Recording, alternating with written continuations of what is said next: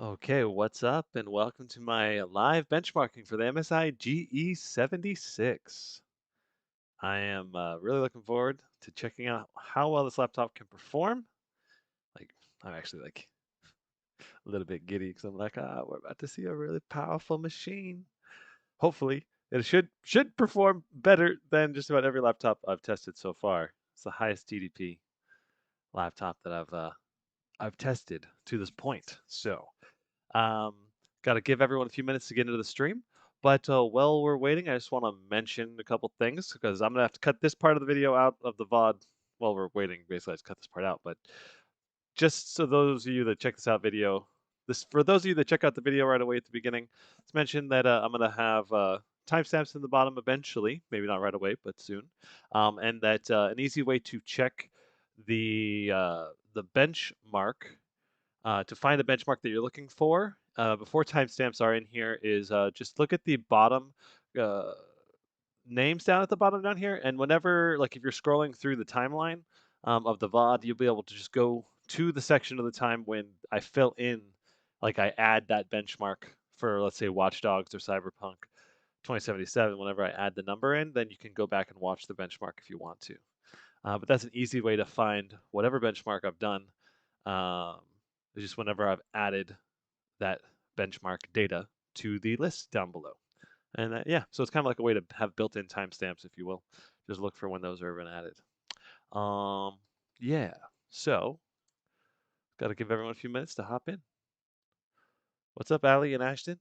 Welcome to the stream. It's gotta wait until notifications get sent out here.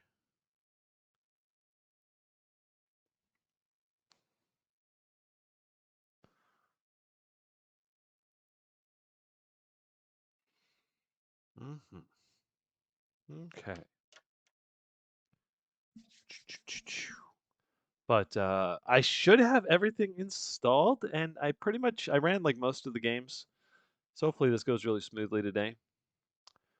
And I've opened them all, as most of them, and then closed them down just to make sure everything's fully installed. Hey, Men Dataru, welcome. What's up, Ryan? So we are going to be doing a bunch of benchmarks today. I am looking forward to it. It's going to be awesome. Just giving everyone a few minutes to hop into the stream, and then we'll get this thing started. Takes a little bit for notifications to go out, so.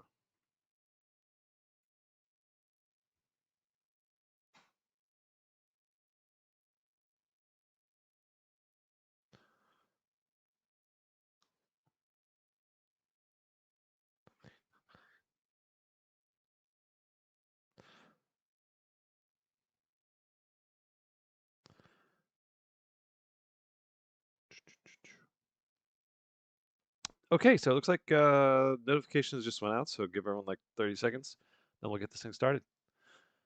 We'll ever start reviewing electronics Tongfang Clevo laptops?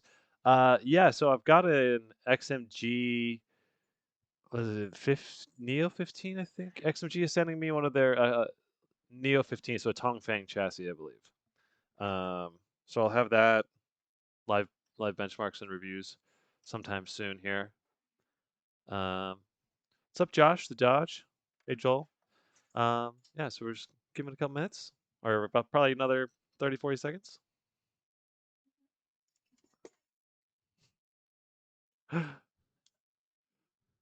Okay, see ya. Come here.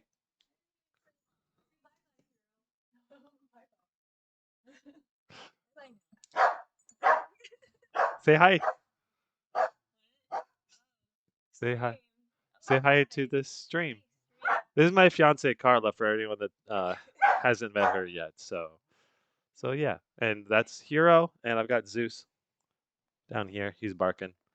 He's the Sheltie boy. So two puppy children. Okay.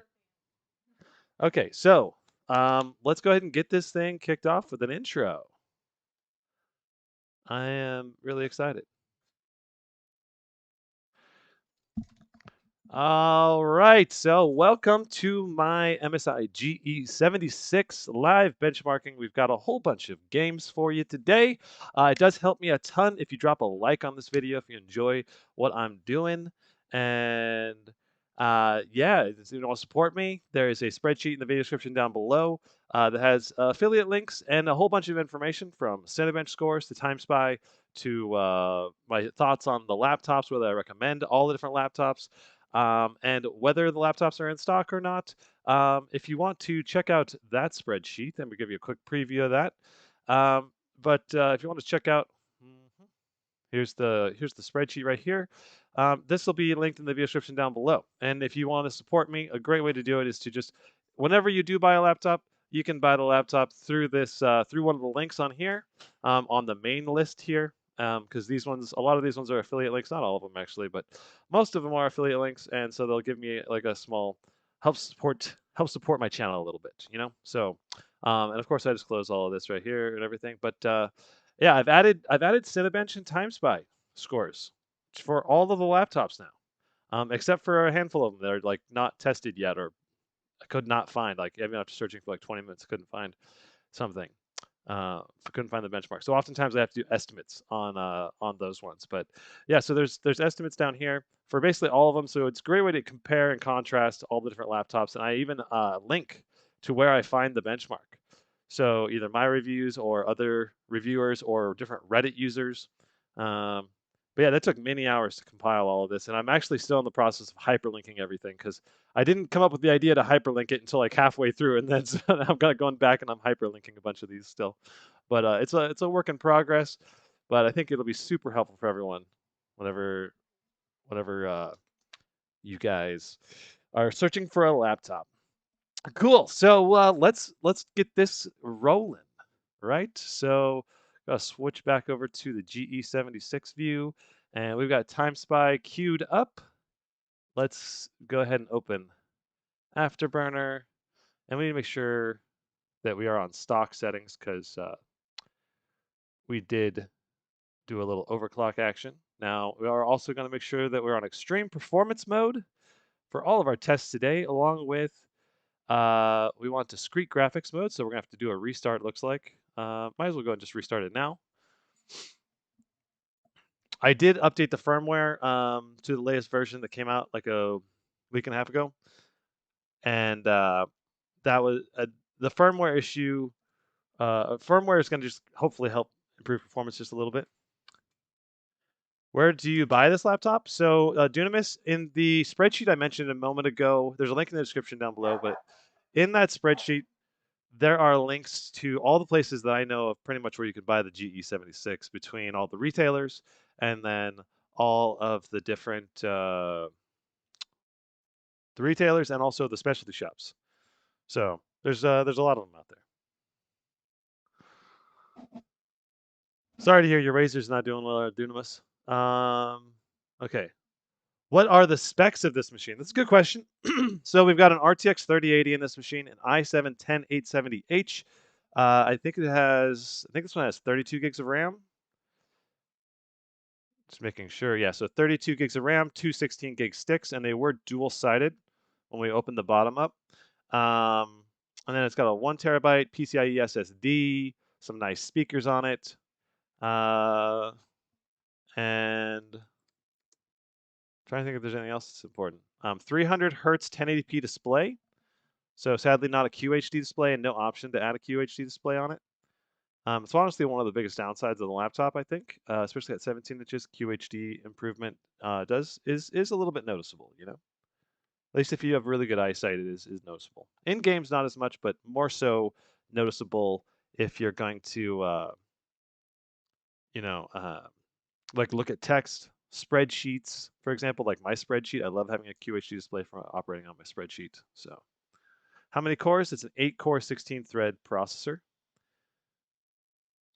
Hey, guys, what's up, Tech? Any plans on testing the ROG Zephyrus Duo SE? I see you listed them as a top performance model, but no actual videos about actual performance yet. So I don't have access to one. I would love to actually replace my Scar 15 with one of those as my personal laptop, though. So I'm going to keep an eye out for one, and then maybe I'll resell my Scar 15. after the fact. Okay, so Timespy. Here we go. We gotta make sure we're in extreme performance mode. But so far, ASUS is not planning on sending me one, and I don't know if I could ever get access to one. So no overclock there. Cooler boost enabled. Extreme performance. So extreme performance is kind of like the it's going to run everything as hot as possible and give us the most possible performance that MSI has deemed can be ran through this laptop. And if you're curious what the internals look like, I did a live unboxing of this laptop as well. And that live unboxing will be on my channel if you go check out my VODs. I might try to link it in the description too, but that live unboxing, I take the bottom of the chassis off and we take a look at the heat pipes on the inside. Okay, Timespy. We gotta get Afterburner open again because it closed down. And we need HW info open as well because I always run those two applications whenever we're benchmarking. And I did make sure all the drivers and everything were up to date too on this. So we should be latest drivers. All the software should be up to date. Hopefully everything's smooth sailing today. Because last time I did the live benchmarking, we had to install Warzone midstream. It took like an hour to install that sucker. It's a big game.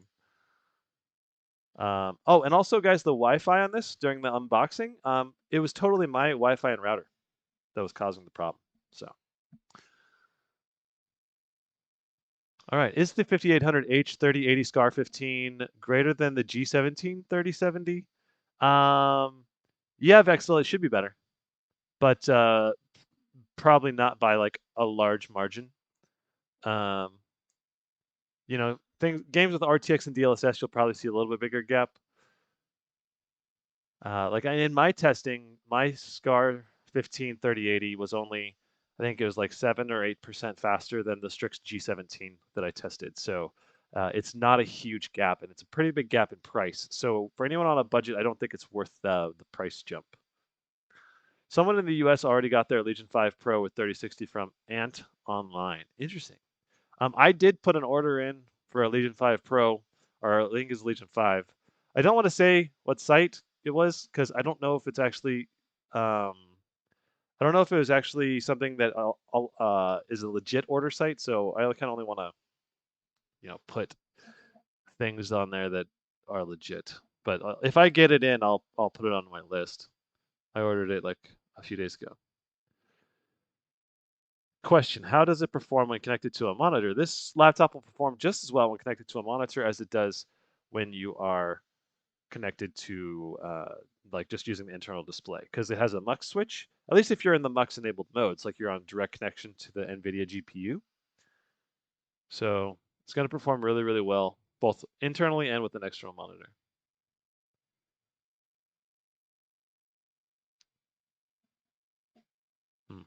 I'm thinking between this and the SCAR 15.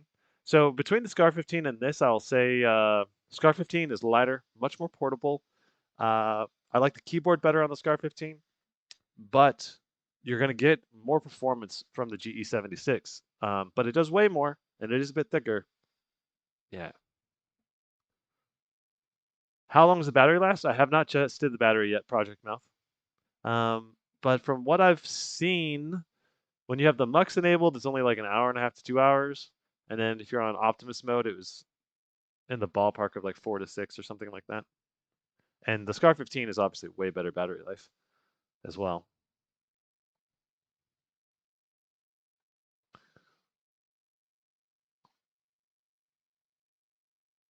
Would the SCAR be faster on external than this with the MUX disabled? No, well, than the MUX disabled. Uh, this still would be faster for gaming performance because we're pulling, look at that, we're pulling 155 to 160, 155 to 156 watts right there in Timespy here. So 153, 155.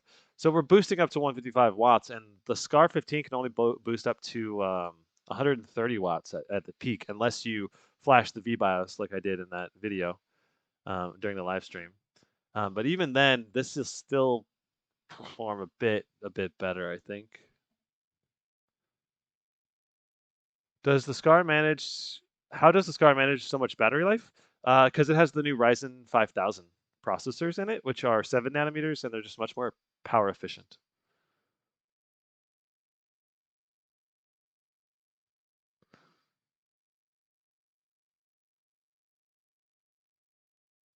What's the price of this laptop? It's $28.99.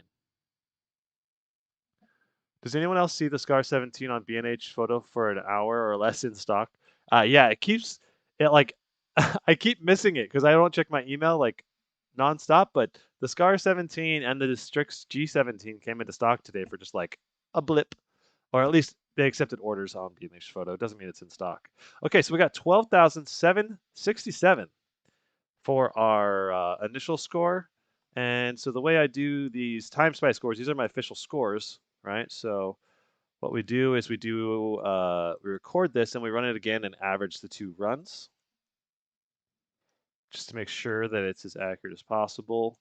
Because I do use this in a lot of my reviews as a big focus, and I want to make sure that there's not any like glaring disparities or something. So that's a really, really good score. That is going to be the highest score for my official benchmarks. It's insane. What do you think? Like, I don't know, not insane. It's really, really good. And when we overclocked it during the live unboxing, we got over 13,000. So yeah, I've seen this push up in some of the benchmarks on Reddit. I've seen this push about 13,400 if you overclock it. And that's just the extra TDP you get on the GPU allows you to overclock quite a bit better. So I'm gonna get this a lot. Alienware M17R4 versus the GE76, and I went over this a lot in the live unboxing too, but I'll probably go over it a couple times during this session too.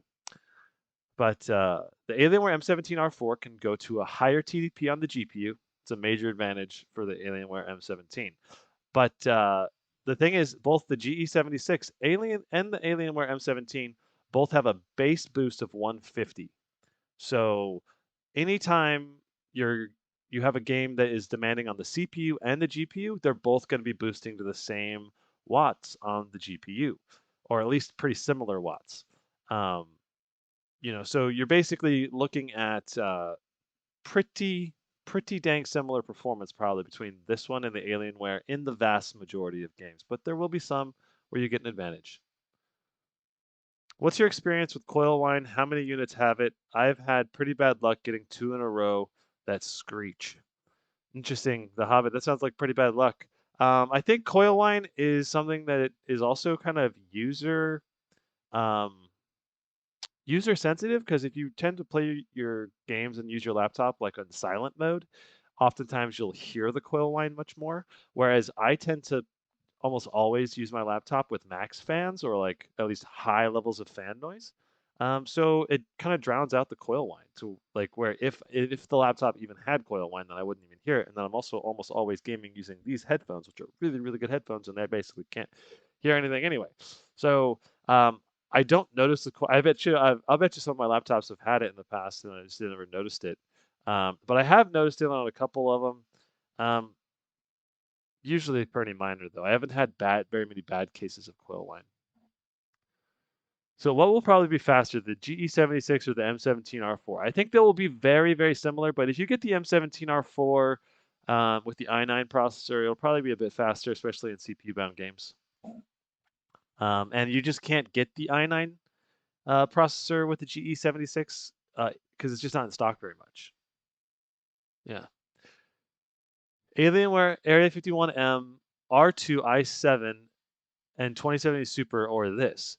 Oh, I would definitely go for the GE76 over the Alienware M, just because this is unless you really need massive CPU performance, because you're gonna get better CPU performance in the Alienware Area 51M.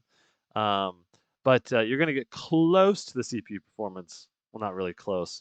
You'll get close to the CPU performance with the new Ryzen processors for multi-core rendering and stuff like that. But with the Area 51M, it's just like the GPU performance on this one will be better. It'll probably cost you less, and it's way thinner, lighter, better battery life to boot. So I definitely recommend going with the GE76 or the Area 51, or sorry, the Alienware M17R4 over the big, thick, beefy Area 51M. At least until the new Area 51M comes out, if they come out with a refresh of it. What's up, Nerdy? Just posted the live in the Discord. Okay, nice.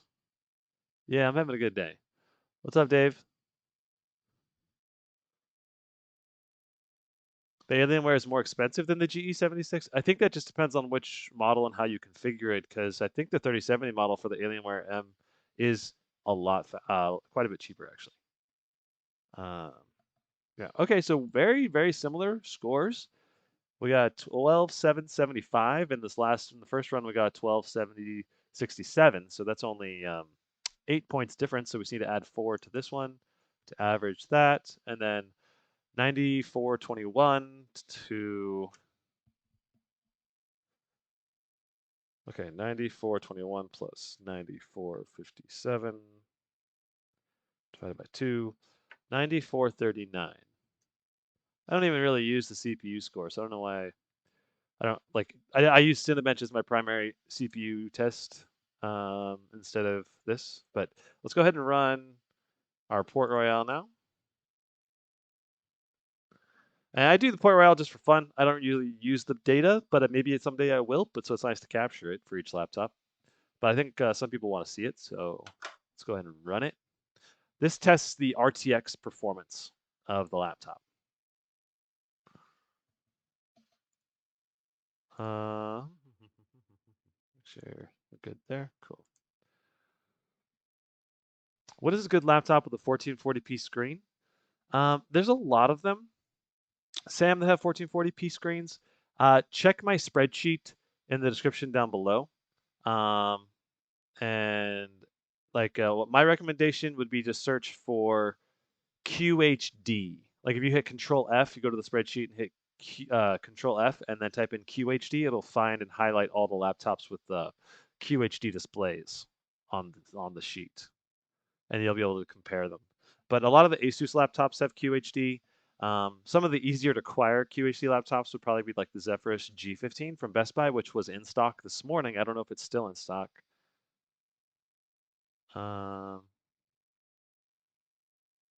I really wish the Alienware and the MSIs had QHD displays. It's like so sad that they don't.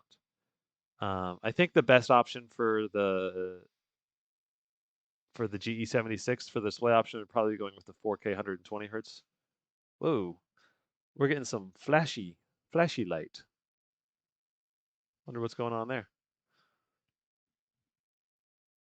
Something's going on with the driver or something. Wonder if that's gonna mess with the results. I'll just put a note because I don't know. I don't want to spend time troubleshooting it on this benchmark because this is not one of the ones I use even for my reviews. Let's see here. We were talking Razer best at what? Costing an arm and a leg for poor performance? No, I would say Razer's best for their premium build quality. At least for their chassis. You know, it's like an error occurred. Huh. Wonder what happened there. So it didn't even finish.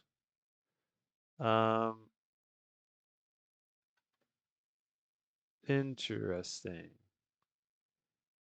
Should we try running it again? We'll try one more time, and if it doesn't work, we'll skip it. At 15 inches, QHD is almost overkill. Yeah, I would agree with that. At 15 inch, it's a lot more difficult to see the difference. How does the keyboard feel? I like the keyboard on this Mocha commentary. I think it has decent travel. I don't think everyone's gonna love the keyboard. I can't really type right now because it would end the benchmark, but I do like the keyboard. It's not. I give the keyboard like a solid 8 out of 10. We got the number pad, dedicated buttons. I really like that. But in terms of like the keyboard layout and feel, I feel like it could still be improved. Like I feel like I've typed on better keyboards out there. But especially once you get used to this keyboard, it would work really well. Alienware M17R4, please. Yeah, Mike, I would love to do it, but I'm gonna wait for the 11th gen Intel probably before I review that. Yeah, it crashed again. Okay, so we're gonna skip that one. Hopefully I don't run into any other issues here. Let's try Fire Strike.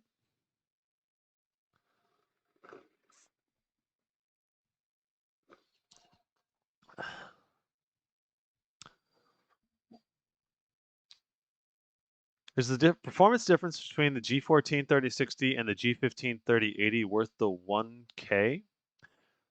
So you can get the G15 3080 for $2,000, so it's only a $500 gap, Lord Pete.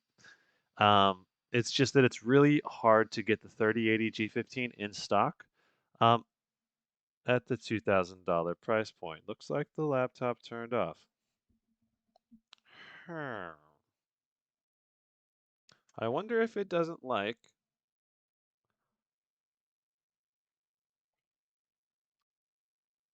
I'm gonna have to start paying closer attention to what's going on with the laptop. I wonder if it doesn't like the new BIOS because I updated the firmware today because it did look like almost like artifacting when we were doing Port Royale. Huh? The computer went to sleep. We're just loading right into the test again, so that's weird. Okay, why why did this go to sleep? Uh, what's up, Ayusha? The RTX 360 sucks right now. I don't know which RTX 360 you're talking about because that's not a thing. Would you recommend the Scar 15 or 17? I don't travel very much, so weight doesn't really matter to me. Yeah, I do think those are great laptops. It's just very difficult to buy them.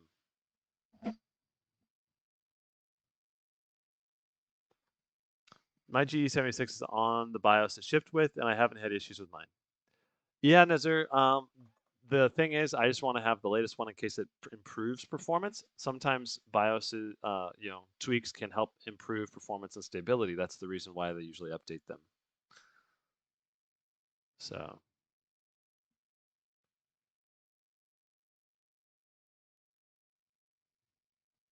if weight doesn't matter, definitely buy Alienware M17R4 3080 for 2200. Certainly a good option. I mean, if weight really truly does not matter, and you just want the most powerful machine you can buy, um,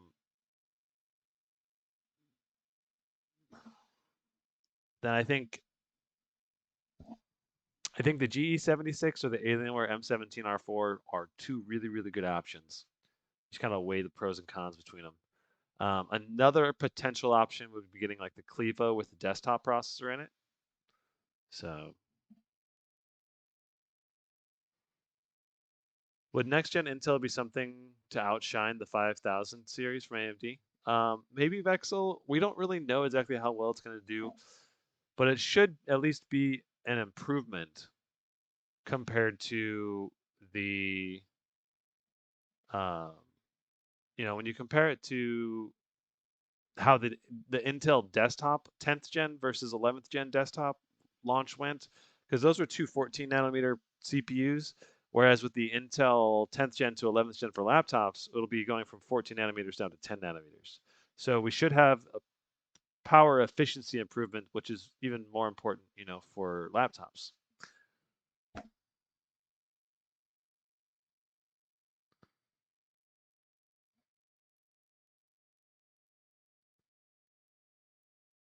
So the white version of the G15 also comes with 32 gigs of RAM, so you're not just paying for the white color, but the white color is part of the cost increase because I think I remember seeing something that was like uh, the white color costing extra money because they had to do like 3 dips in the paint job or something like that to make it work. Okay, and we're gonna do Fire Strike GPU 32,038. CPU physics was physics 19,989. Okay. Cool. Well, that's a really good score too.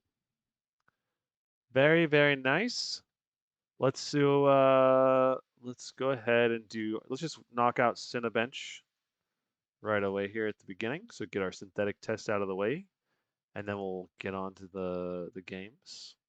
And we're going to do Cinebench R20 and R23, and we're not going to do single core for R23 because it just takes like 20 minutes and you're just sitting here, you know? Oh yeah, I can tilt this back a little bit. Okay, so here we go. I always test with the HW info open like this for every laptop I do, so this is consistent. And this way I can also monitor the clock speed and temperatures. But if I had this closed down, I'd be able to see, you might see just a tiny bump increase in performance. So just keep that in mind. Um, all right, so right now, some of our cores are at 85, 82, 83, 89, 83. And then a couple of them, 3 of them are at 93, 94, and 95. And those 3 cores are overheating and thermal throttling. So we're getting some thermal throttling here on the CPU. But our actual clock speed is staying stable on all 8 cores, hitting 3.8, 3.9. This is 4 gigahertz, 3.99, 3.89. And we are also pulling 87 watts of power through the CPU right now, which is really, really good. 89 watts on average right now for the last 35 seconds. So that's exceptional. It looks like we're dropping down to 85 watts now, and that's because we're thermal throttling. We're just throttling nonstop right here at 95 degrees. Let's see what we get for our score. 3712 for our score.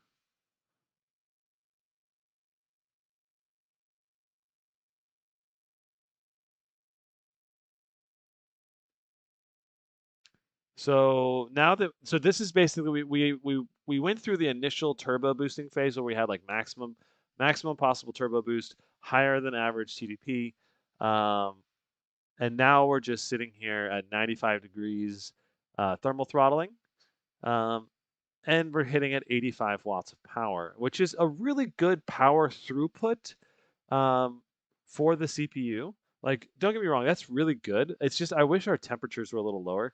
And this disparity of core temperatures, where you have like three or 4 cores being higher temperature than others. See, we've got 85, 87, 77. Now we're not thermal throttling at all.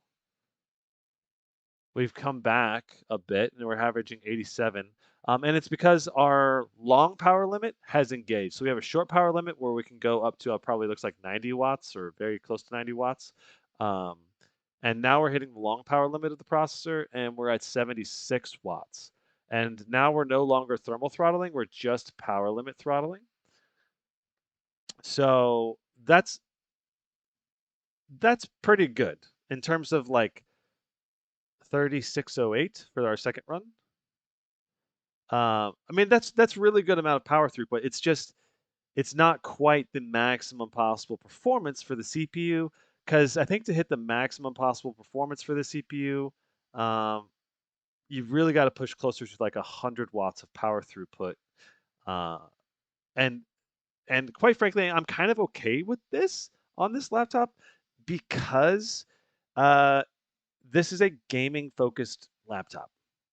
You know, pure and simple, people want to game on it, and this is like that's the main focus. It just kind of sucks in the sense that like I wish they had one more heat pipe to the CPU because then it could also like really cater to the creators a little bit more because creators will look at this and go, ah, we could have better performance, you know?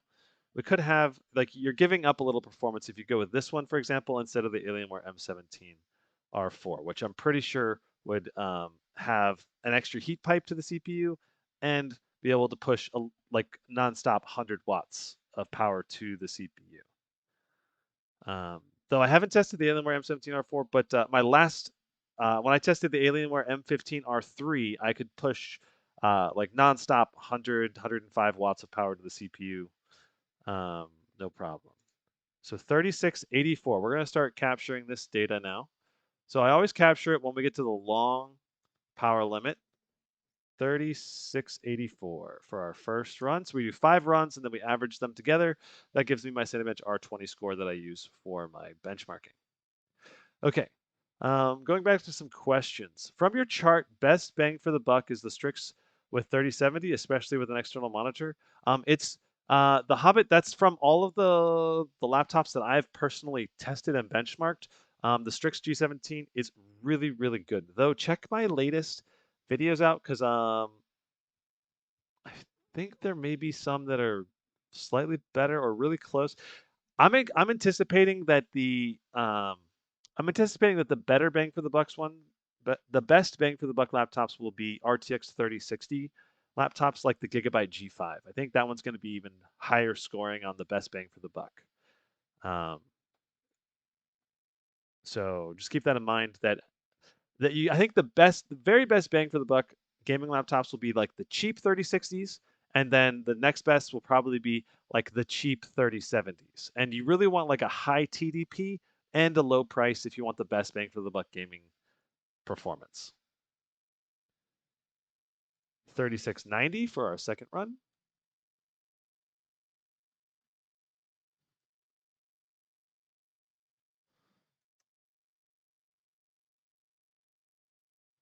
Okay, here we go. Kareem says, do you think GPU wattage is an important thing to consider before buying a laptop? Of course, if you don't care about portability. Also, is there anything other than 130 watt?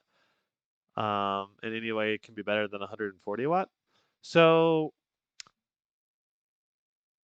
so the key things to keep in mind when you look at the wattage is that some laptops basically, and a really good example of this is some laptops will just be like, screw it, we're going to let these laptops just ramp up to the maximum possible performance, even though you're going to have really bad thermals on it. Like it's, yeah.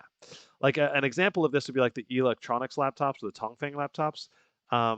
They're just cranking the performance as high as possible, even though it's a thinner, lighter, smaller chassis. And the end result is you get really, really good performance in a small chassis, but it just worries me a little bit because the thermals are so hot. Worries me about the longevity of it, of the potential of the laptop. Like, is it going to break down on us? See what our third run is. 3693. And so like I'm not saying that like the electronic laptops are just going to break on you more often than the other ones, but that's the tendency, right? The more heat that you have in the machine, heat breaks down components, heat wears things down. And so personally, I like to keep my laptop temperatures under 85 degrees for the CPU and GPU. Though the CPU can go a little hotter than that and probably still be safe, like up to 95 maybe, but still under ideal conditions are like under 75 for both. Maybe under 65 for the GPU and under 75 for the CPU. That's probably ideal for the longevity. Like if you want to keep a laptop for like 7 years, or 10 years, and you still want it to break on you as often. Um, but who knows? Like you could probably run plenty of those electronic laptops are probably going to still be alive 10 years from now, and they'll be running at 95 degrees the whole time. So it's just the likelihood of things breaking is higher the higher the temperatures, in my opinion. So that's to me the trade-off. Like you could have like the Scar 15, for example, it could have safely boosted to 140 watts. But if it was boosting to 140 watts, you're going to see higher temperatures more consistently. And that's the trade-off is the potential longevity of the machine. 3706. 3706. And this is our last run. Then we moved on to Cinebench R23. What is the best laptop for $1,500 USD? Looking at the G14, G15 with RTX 3060. Actually, I think that just depends. At $1,500 though, my recommendation is probably well, yeah, it depends. Like if you need CPU performance, great CPU performance, you're gonna get, the G14, G15 would be a great choice. It's thin, light, kind of runs a little bit hot, but it is also, the new Ryzen processors. So if you tune them right, you can get some really good temperatures out of those machines and really good performance. If you're looking primarily for gaming performance, I think I would lean towards recommending the Aorus 15G with the RTX 3060 more because it does have a mux switch and it costs $1,500 as well. So you're going to get better gaming performance in CPU bound games. Um, and a small boost in performance. Plus, it's 105 watt GPU as well. So you're kind of like you're getting a higher watt GPU. Yeah, and it's still a very premium chassis fit and finish and everything. So 3720. Okay, so that's actually it. 3720.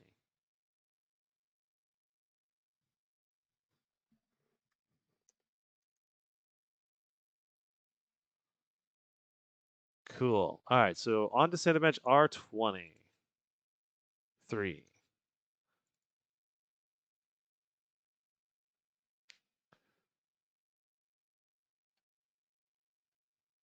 Yeah, so during that time we averaged a little bit over 75 watts. So basically our long power limit is 75 for our when you're under a CPU only load. Okay, and here we go, Cinebench R23. Let's see what we get. Get back to chat here and answer some core questions. Do you think I should buy this one or this one for $25.99 Razer Pro QHD or MSI GE76 if it's going for $26.99 on Amazon? Um, hmm.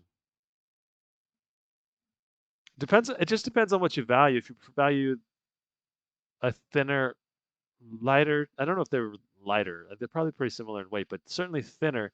And I will say the Razer's a more premium build than this because it's a CNC aluminum chassis. You know, it's one piece of metal. It's like it feels like a MacBook Pro in your hands. It's really, really great build quality. It's a step up. Like this is really, really good. The GE76 is really, really good build quality too. I think it's just I'd say the Razer's still a small a small step up in build quality, but you're getting lower performance. So if you value performance, go with the GE76. The Alienware M17 versus the GE76 versus the Razer Blade 17 and the Scar 17. What do you recommend? For the uber premium person, I would say go Razer Blade or Scar 17. For the performance focused people, I would go Alienware M17, GE76, or Scar 17 if you want more CPU performance. The Scar 17 is going to have the best CPU performance, while being slightly slower for gaming because it doesn't have a mux switch. Where those other three laptops all have mux switches or direct connect. Which laptop do you recommend for 2,500 pounds for gaming? Ricardo Costa. How much is 2,500 pounds to US? I think that's, or was that, I think that was pounds. Let's see here. 34.91. So your budget's $3,500 USD. Um, $3,500 USD budget. I would go. Hmm. If you could get it, the Zephyrus Duo. Oh man, why does this keep happening? My sheet. I have this stuff keeps getting pasted over for some reason on my sheet. Um. Okay. Well, I gotta fix this real quick, guys. Got to maintain the sheet. Let's see here. Oh,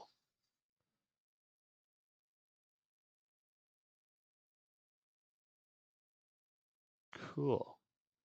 I can just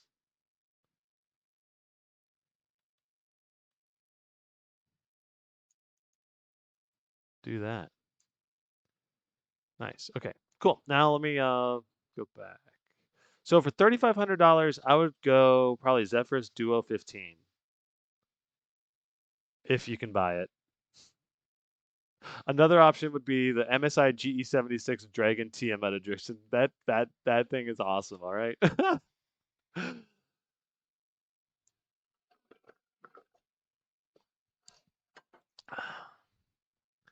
Hi. Do you think I should buy the new ROG Strix G15 with Ryzen 7, an RTX 3060, or Omen with a Ryzen 5 RTX 3060? I would go Strix G15 because it's a higher TDP GPU. And I do like the build quality better on the Strix G15.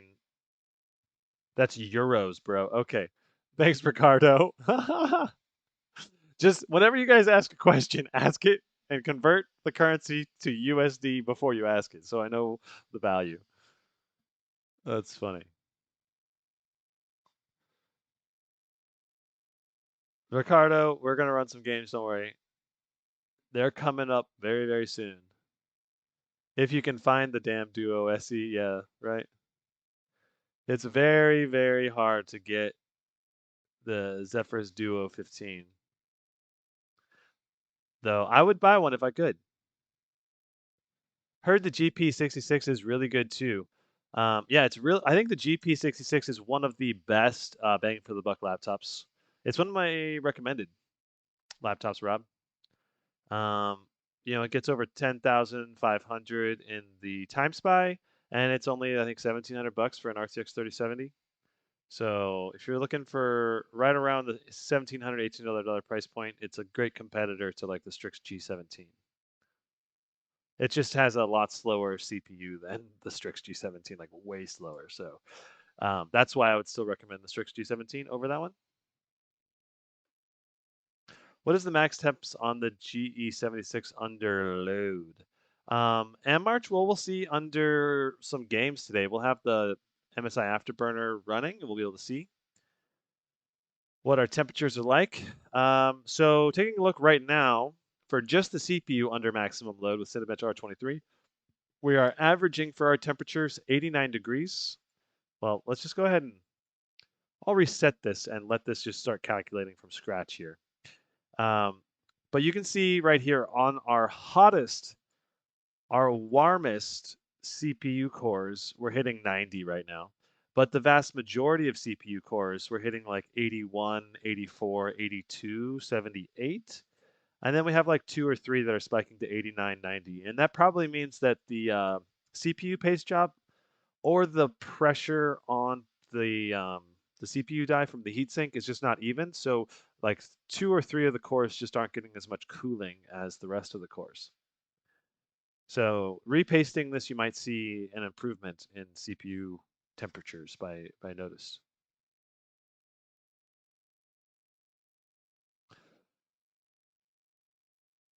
Nazor, is that 13,700 score you got um, with an overclock, or is that stock? Because it sounds like an overclock. And I've seen a bunch of other benchmarks for this, and I don't think I've ever seen 13,700 stock. What is my favorite gaming laptop for 2021 so far? Hmm. Hmm.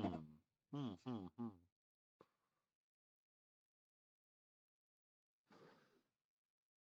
Favorite gaming laptop so far 2021.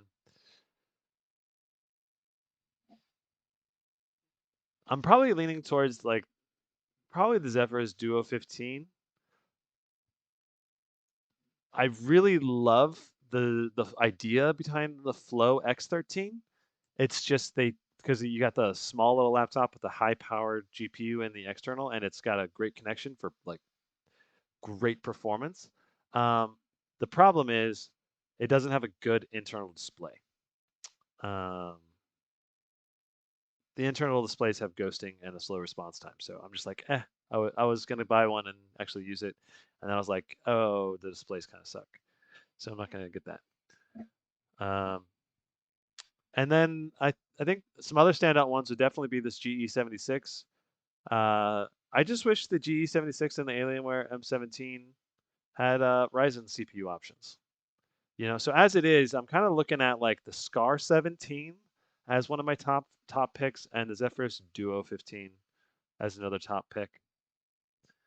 Um, trying to think of anything else.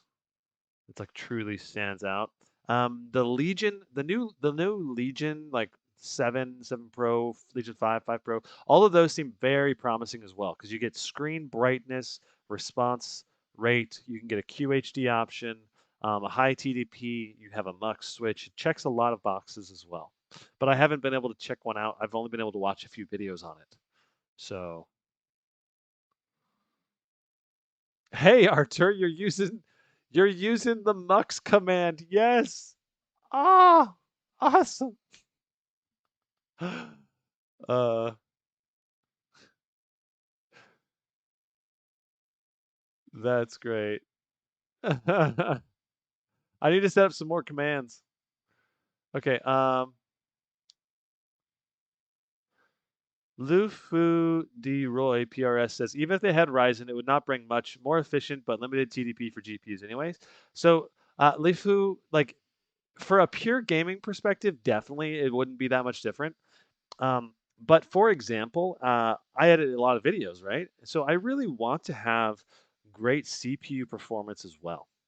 And so that's like the big thing for me is that like I need to be able to render videos quickly. I want to be able to live stream. I want to be able to take the laptop with me on the go and still be fairly portable. So ideally, I don't want it to be a super thick and beefy laptop. And so when you have like let's say an 80-watt TDP cap, it's like you're gonna get more performance out of that 80-watt TDP cap with the Ryzen processor, especially for multi-core rendering purposes. Um, so when you're like, I go to render my video in DaVinci Resolve or whatever, like you're gonna get just better performance out of that Ryzen processor, at least by a bit. And it'll probably be lower temperatures to boot at the same time. But yeah.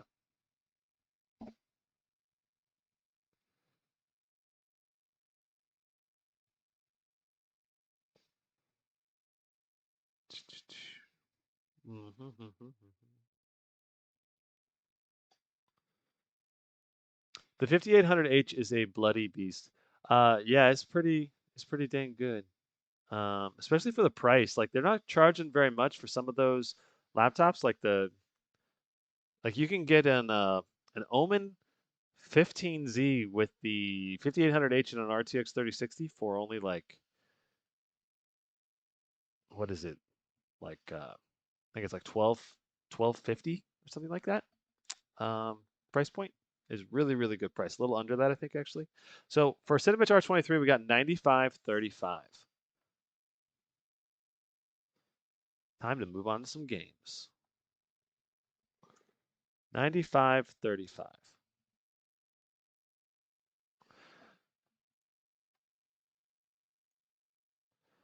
All right.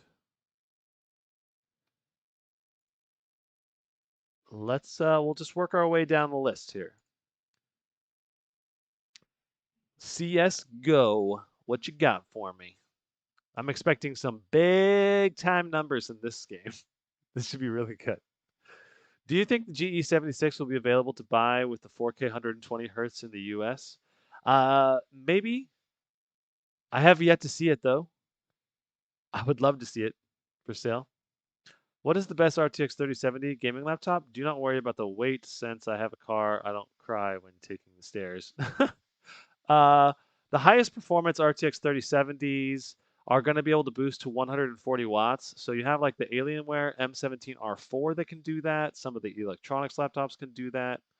I think maybe the GE76 can do that, but I think it might be 130 watt. Um, but basically, you want at least 130 watts on an RTX 3070 if you want to get close to the maximum performance potential. Yeah, so the Alienware goes to 140 watts. I think that's one of the highest I've seen. So if you want the best RTX 3070, I would say consider the Alienware M17R4 or M15R4 as considering it like close to the top specs for that. Okay, so we're gonna go full screen, 16 by 9. I just run this on default settings. Aside from changing full screen, we gotta add the developer console so we can see the result at the end of the benchmark. And now we go to workshop maps, the benchmark. Here we go. And CSGO does not allow us to see the overlay. I think it's one of the only games that doesn't allow it. It's kind of silly. The upcoming Lenovo Legion laptops have 140 watts too. Yeah, I think so too, Rob. I think that is correct. At least it can potentially boost that high. So when you can boost it to 140 watts, I would expect right around 11,000 for the Timespy score, maybe just a little bit more than that. What are some forums and places I can find more laptop information? So, Hoblet, I check out on Reddit R gaming laptops is the subreddit. That's one that I post to every now and then, and also just like respond to people on there sometimes. Um, you can check out the Discord for like there's a link in the video description of the live stream or the live stream description. I don't know what. There's a link down below to my Discord where I there are people on there that discuss laptops and tech. There's a whole section of the Discord for technology, um, and then I sometimes respond to people in there as well. And then what else? There are just a various number of forums out there, like notebookreview.com. I think like overclockers. Just look for just Google, gaming laptop forums, and you can find some examples out there. Um, but I know for notebookreview.com, I've been a member there for like 10 years, and it used to be a really, really popular place, and I think it's had a big decline in viewership or like people that visit the forums, just less active, I think, as people move to platforms like Reddit and YouTube to do this stuff.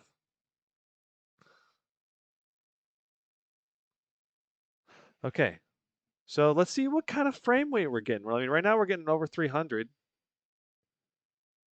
500, 600, 700, 800, 900. It's like boosting to 900 at the end. Um, let's see what we get. 405. Very nice.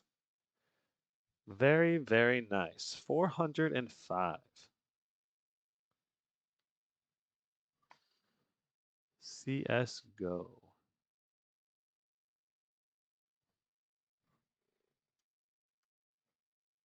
And that's the power of a mux switch right there. If it didn't have a mux, we'd be looking at like less than 300 probably. So we're hitting our full frame rate potential in this game. Cool. All right, time to check out Cyberpunk. And so keep in mind, last time we did Cyberpunk 2077, I know TechLashawn was saying he wants to see how this performs in other games. Me too. So when we ran the Cyberpunk 2077 with the live unboxing test, we had a slight overclock applied. So keep that in mind. Um, mhm.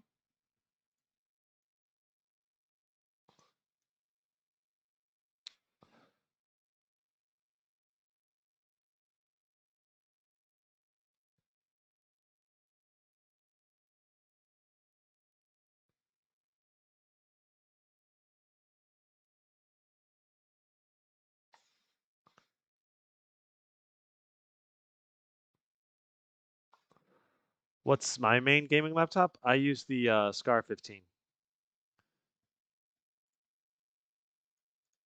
That's what I have my SSDs installed in and everything. So we have everything on Ultra, RTX on Ultra, DLSS set to quality. And we are going to do our benchmark section, and we'll check out another section of the game as well.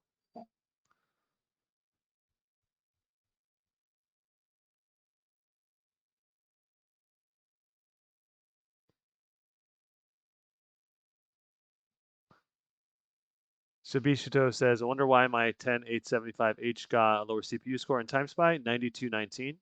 Laptop is the Aura 17X. Well, there's the Silicon you have the Silicon Lottery. Also, this is very optimized. Like I have a bunch, tried to make sure I don't have any overlays going, nothing going on in the background. Things like that can affect your performance. Okay, so taking a look right now, just in the game, just want to point this out. We have 75% utilization on the CPU. RTX does cause the CPU to be utilized a fair bit.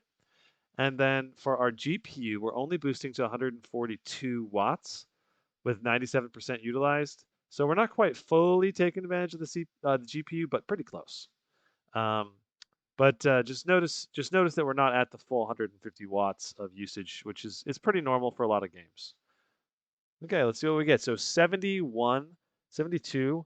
And keep in mind that my laptop with the Scar 15, with an RTX 3080, with the Ryzen 5900HX, right? So the Scar 15, that one average 65 FPS. So right now we're hitting 8 FPS higher than the SCAR 15. Taking a look at our temperatures, we haven't been in the game that long, but we're at 83, 85 on the CPU, 66 on the GPU. And again, 145, 146 watts to this GPU. Oh, we don't have the wattage for the CPU. We should add that. Let's finish this benchmark. Then we can try to go and add that.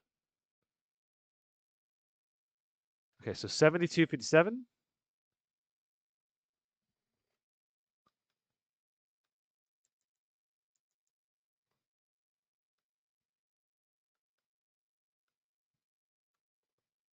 $72.57. Okay, so 7 FPS higher than the SCAR 15. Very impressive. Let's go back and load back, and then we'll change our settings. We test this again. We want to try it with RTX and DLSS turned off as well, just to give us another baseline to compare. Is there any way of lowering down CPU throttling temps for safe operation and longevity? Would you recommend it? And March, yes, I would recommend on a lot of laptops, like if you're seeing really high temperatures on the laptop, like your thermal throttling nonstop, for example, at 95 or 100 degrees, I would recommend setting a lower power limit if you can, using something like Throttle Stop or Intel XTU.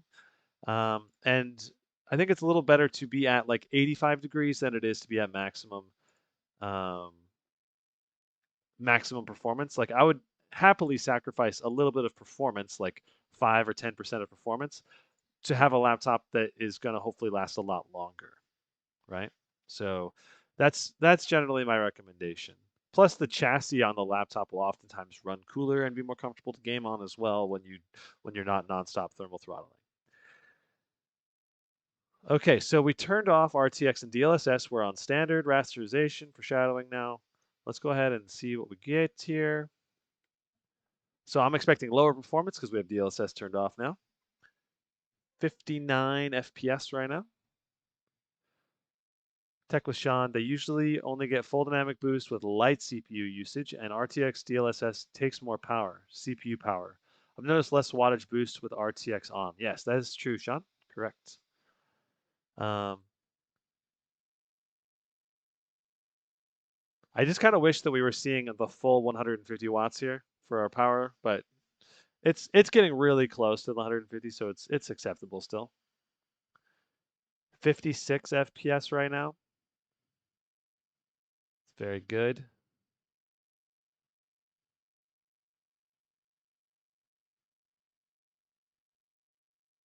And I mean, these temperatures are acceptable.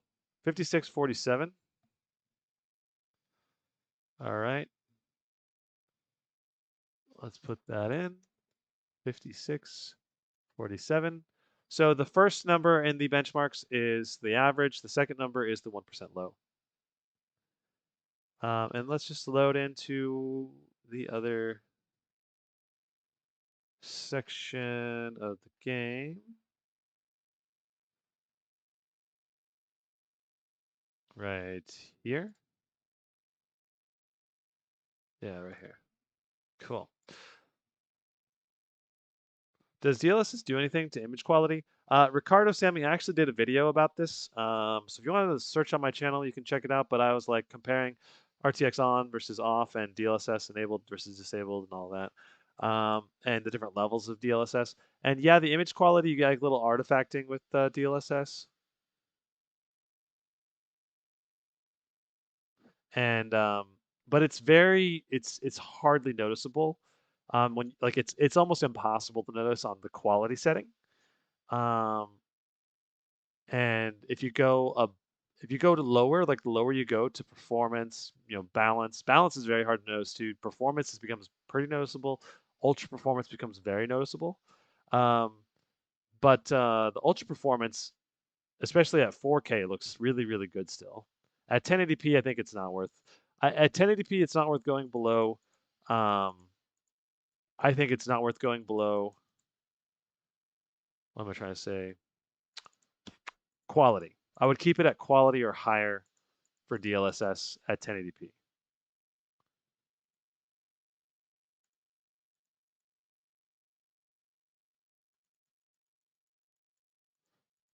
I'm like trying to focus, having fun up in here.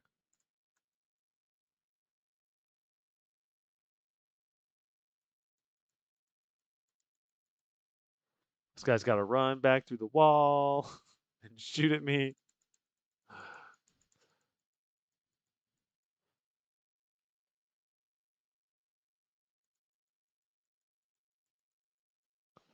So you can see we're getting 56 FPS with RTX and DLSS disabled, turning them on to ultra and quality.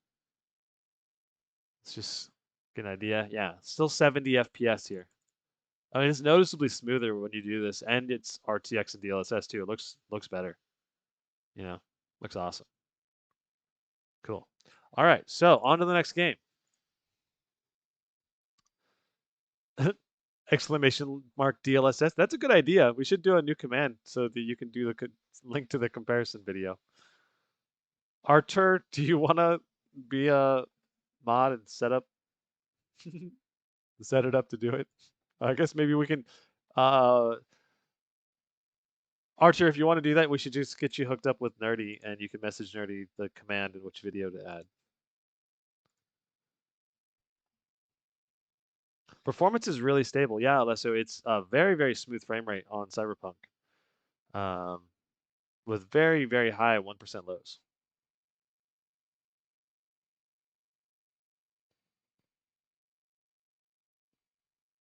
Everything Pexable. Wow, I'm finally able to catch the live video. Live. I like your I like your way you phrased that. That's very nice. Both my MSI and Clevo have XMP and run their RAM at 32 megahertz. Nice. MSI has the Epic cheat code, and Clevo BIOSes usually have more options by default. So the Clevo BIOSes usually don't have very many options by default, but if you get the Prima BIOS, it allows you to have like way better customization for the laptop. So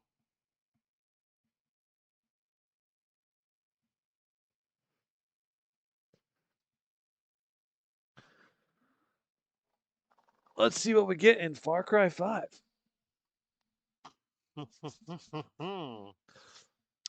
I expect to get some pretty good numbers, but not as good as a laptop with an i9 10980HK, because this is a very CPU bound game, and this is not the top tier CPU that money can buy, but it's still pretty good.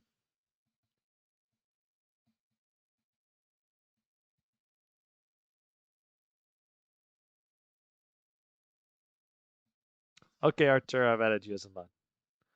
Just contact Nerdy Dan and try to get the DLSS thing set up. Nerdy can set that up. Because I think you have to go to the Nightbot manager, or maybe not. Maybe there's a way to add it in this. Okay, so I always do off, off, everything else to ultra. We want a resolution scale of 1. This is all looking perfect. Test and benchmark. How do you think the Lenovo Legion 7 with AMD CPU and RTX 30 compares to this? So Percival, I think I said that right. In Far Cry 5, I don't expect it to do that well because Far Cry 5 does really well with Intel laptops. Um, but in general, I think the Lenovo series with a Mux switch, Ryzen 5000 processor, QHD display, high TDP on the GPU, I think it's going to be a great overall laptop. Um, yeah, I think my main concern is I just want to make sure that we don't see any hinge problems because I know that last year or so I saw a few different posts, series of users with hinge issues with the Lenovo series. I don't think it's going to be a big problem this year, but yeah, because I believe at least for part of the time they were using a hinge with glue, and that's just that's the problem case when you just glue the hinge and you don't actually screw everything together. You need a metal screw to screw everything together, and I hope they didn't do that this year. Why is the overlay showing 600 FPS? That's the average. Don't worry about that. Yeah, it's like the menu average. Look at the in-game average right here. We had 121. for our FPS average. Yeah, so 121. I didn't reset the like. All right, we can run it again, and I can show you. But like right now, see, we're hitting really high average still. It's coming down because we're averaging low amounts. But as soon as I get into the benchmark, I'll just press 9 to reset and run the benchmark flat. So there, now we're gonna have this average match this average very closely. Should be within 1 or 2 FPS because it has a slight time delay when I start it. Tech with Sean. Yeah, I agree. I think getting for high resolution for stock trading would be better so you can see more details. What's up, Ken? Not an MSI question, but how's your Scar 15 doing so far? You told us about it being your personal main laptop. Yes, everything purple. I've been really enjoying the Scar 15 still. I just have a creak on the left wrist rest that I'm trying to resolve. That's the only downside right now. Everything else has been really good. And sometimes I have to restart the machine because it seems like something is going on slowing it down. Like when I'm like streaming for a couple hours, sometimes I have to restart the machine. But that's the only other minor thing. But I think that's probably a software issue, not anything to do with the hardware. Um, okay, Jason says, "Hey Gizmo, I'm in the market for getting the Strix G17." So we got 118 that time. So we'll average those two runs. That would be an average of 120. Far Cry 5. We got 120. Okay, and next up.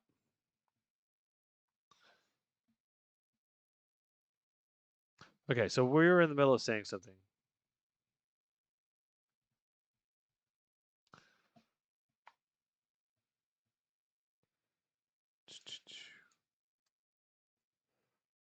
Microsoft Flight Simulator, it is. Okay, let's hear. Um,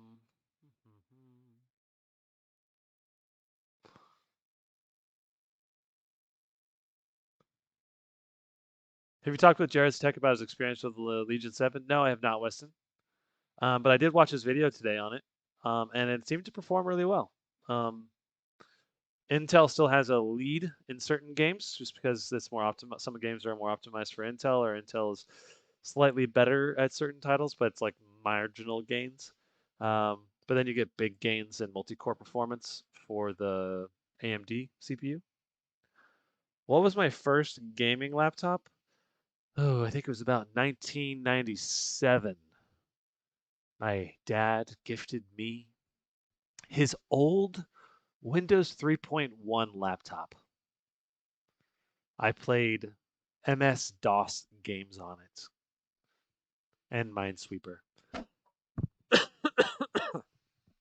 It was glorious until my mom um, moved it from the coffee table to dust the coffee table onto the carpet, and it overheated and destroyed itself.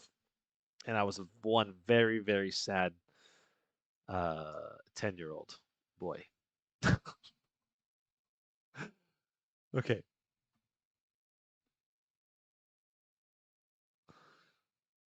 Artur, you can tweak the 5900HX. It's just you can only tweak the power limits. That's the only thing you can really tweak. I wish you could micromanage it better with like tweaking the clock speeds. Hey Gizmo, I used the Intel program you told me to change the wattage. It's 50 watts on my Gigabyte G5 keeps having high temperatures. So Eric Ortega, you got to make sure that it's staying at 50 watts. And if 50 watts is too much for it, you could try doing 40 or 45 and monitoring it. You just got to find the sweet spot for you. Um, but at 40 to 45 watts, you should start seeing much better temperatures. And you can see the other thing is you could check out what the temperatures you get out of the box and what the wattage is out of the box and the clock speed of it. Right? If you use something like MSI Afterburner, you should be able to monitor all those things all the time. Okay, so for our flight simulator test, we take off from Portland International Airport, clear skies, and we set this time to 8 p.m. UTC, so it's like in the middle of the day. clear sky. We want the same weather conditions and everything, same location. So hopefully we get as close to consistent performance as possible. And we do not want live traffic or anything like that. Okay. We are going to fly now. Fly. Oh, yeah, and we forgot to set the CPU power limit to be visible. Let's go ahead and try that again.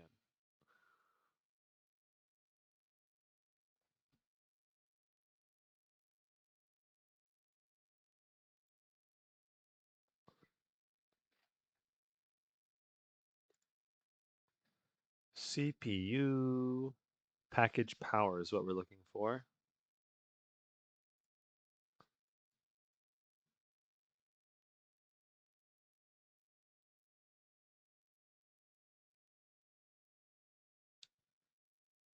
CPU package. No, that's not what we need. Package power. There it is. And we want to show value, and we do not need this because we already have the temperature. Okay, so this is our wattage now to the CPU. So we can see the wattage that's being pulled. Are you testing Fortnite? Because I think I have a similar performance to the GS76 Stealth. So I already tested the GS66 Stealth Swervzy. Just checking out my review for the GS66 Stealth. Um, and it should be pretty close as long as it has uh, the same CPU. Okay, here we are in the beautiful Pacific Northwest. We're ready to take off here. We're getting some stutters. That's welcome to Microsoft Flight Simulator. Though one of the most least optimized games on the planet.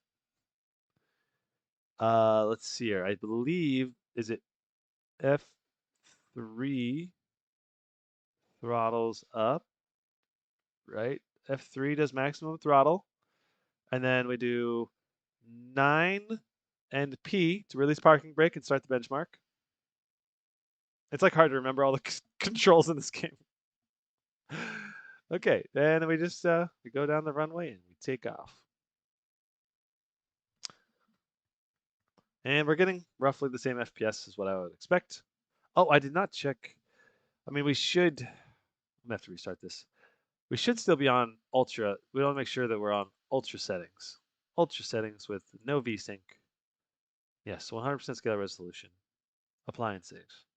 Okay, now we can go back and restart this test. Oops. Restart. But I Swervesy, I am going to be testing Fortnite today in the video. So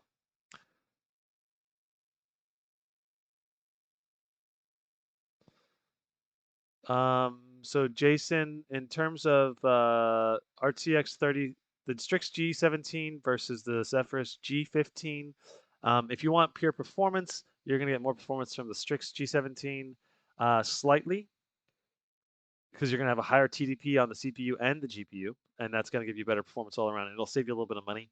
But the Zephyrus G15 3080 is still really, really good performance, and it's thinner and lighter. So if you need portability, boom. I do think the Zephyrus G15 is really, really good still. Nerdy says, "Hey Gizmo, summon to create a command for DLSS video. Which video? So I can make the command." Okay, hold on. It is the command is from my Cyberpunk video. Let me go ahead and get this started so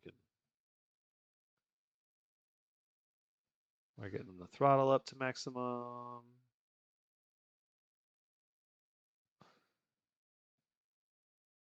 All right, and there we go. Okay, looking up the video. Wow, it's so long ago. This video is like my least viewed video.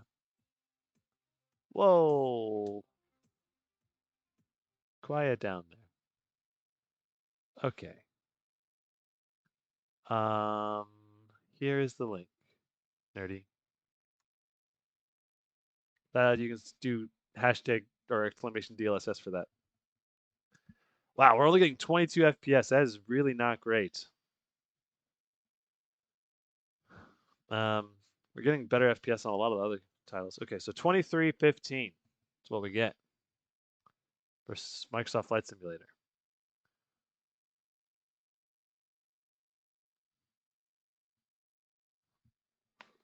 2315. Okay.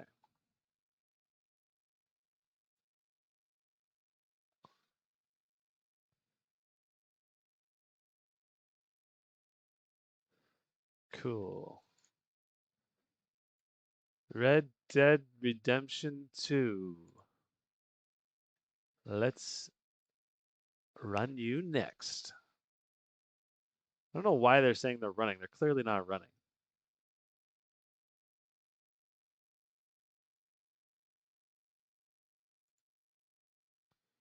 Is the task open still or something?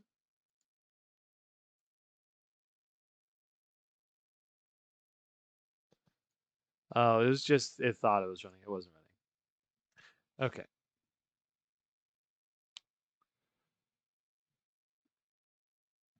Okay.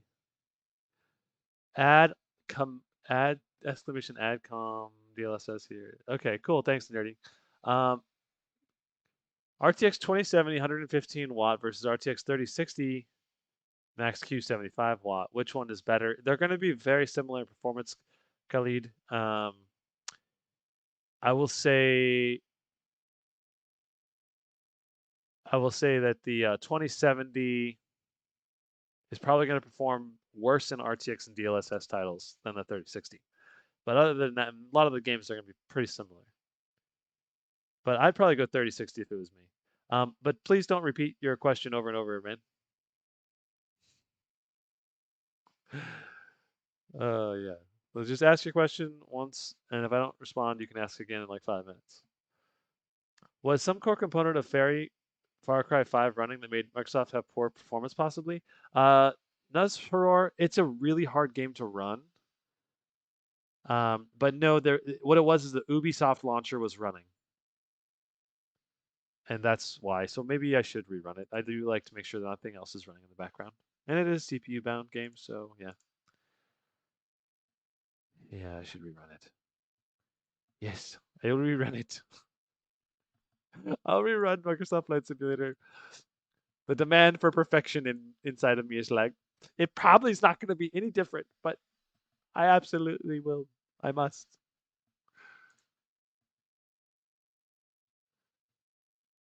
Okay, and now go all the way to Ultra.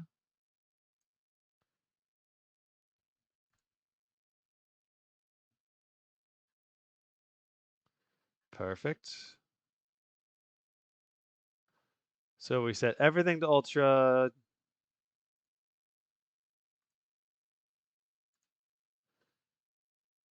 Full screen, 1080. This is looking perfect. Okay, we're gonna go ahead and restart the game. But we'll go do Microsoft Flight Simulator again before. There's no room for error in the cockpit. That's right, Tech was Sean. Okay, here we go. Let's redo Flight Simulator test just to make sure, because Far Cry 5, it said it was running, though I'm pretty confident it was just the Ubi launcher. Do you still have the Scar 15-inch dedicated laptop? Shamil, yes, I do. It's right here.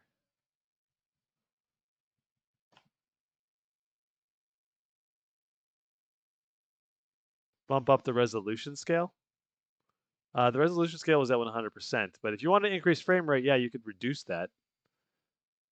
Why is the GPU wattage so low? It's because DJ, it's because Flight Simulator is a CPU-bound game, and so when the CPU is the bottleneck, the GPU is not going to push very hard,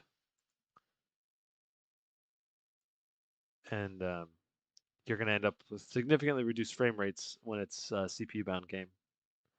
So this is an example where you might get the same exact frame rate with an RTX 3060 as a 3080 if you have the same CPU. That's only in certain games, like super CPU bound games like this one. Um, I've never gamed on a PC before. Most of my friends say it's a bad idea because the screen is too small to see enemies in the background, and that you can get better desktop for much less. So Satnav, desktops. So It used to be you might be able to get more performance from a desktop for less, but with the spike in desktop GPU pricing right now, it's probably not actually true. You'll probably get just as much performance from a laptop, if not more from a laptop. Okay, so we are at 100% render resolution scaling. VSync is off or on ultra. All the settings look good. Let's go ahead and take off from PDX. Flight conditions. 8 p.m. UTC. Clear skies. Fly. Okay. Wait, so the 2060 10 875 will have similar performance to the 10 870 3070. Swervesy, only in heavily CPU bound games, because the GPU doesn't matter when it's the CPU that's a bottleneck, right? So games like CS:GO is very CPU bound. Microsoft Flight Simulator, very CPU bound.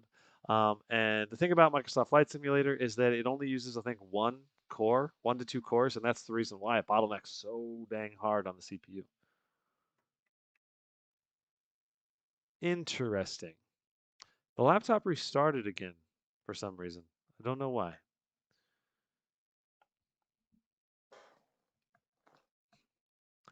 These new laptops are pretty good. I don't notice a huge difference between my 3080 desktop over my 3070 laptop.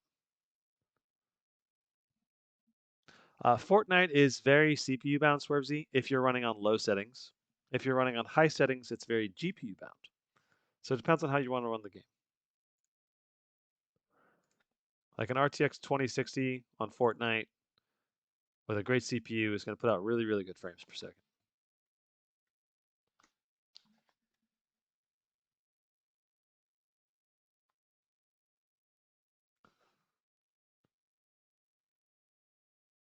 DJ Naldo says, okay, now I understand.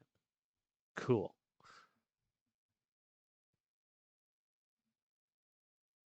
Anyone else like me just want a gaming laptop to play Minesweeper at 4K resolution, 10,000 FPS? I think that's just you.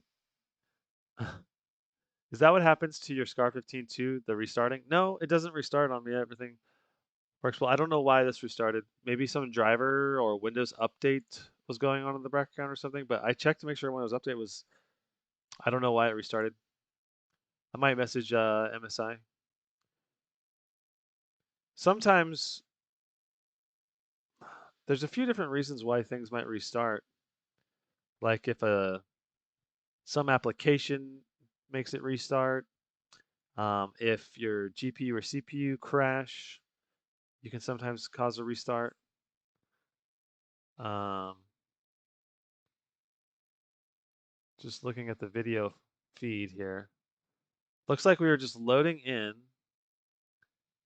Temperatures on the CPU and GPU are good, and it just restarts. I don't know. It could also be caused by memory. Bad memory can cause restarts. I'm sure there's other things that can cause a restart too. Like a power brick, if the power brick is not getting consistent power, like I just pushed the power brick in a little bit more. Like if it's like flashing the amount of power and it can't maintain it, that could also cause it. So that actually seems to me like the most likely right now because the power cable was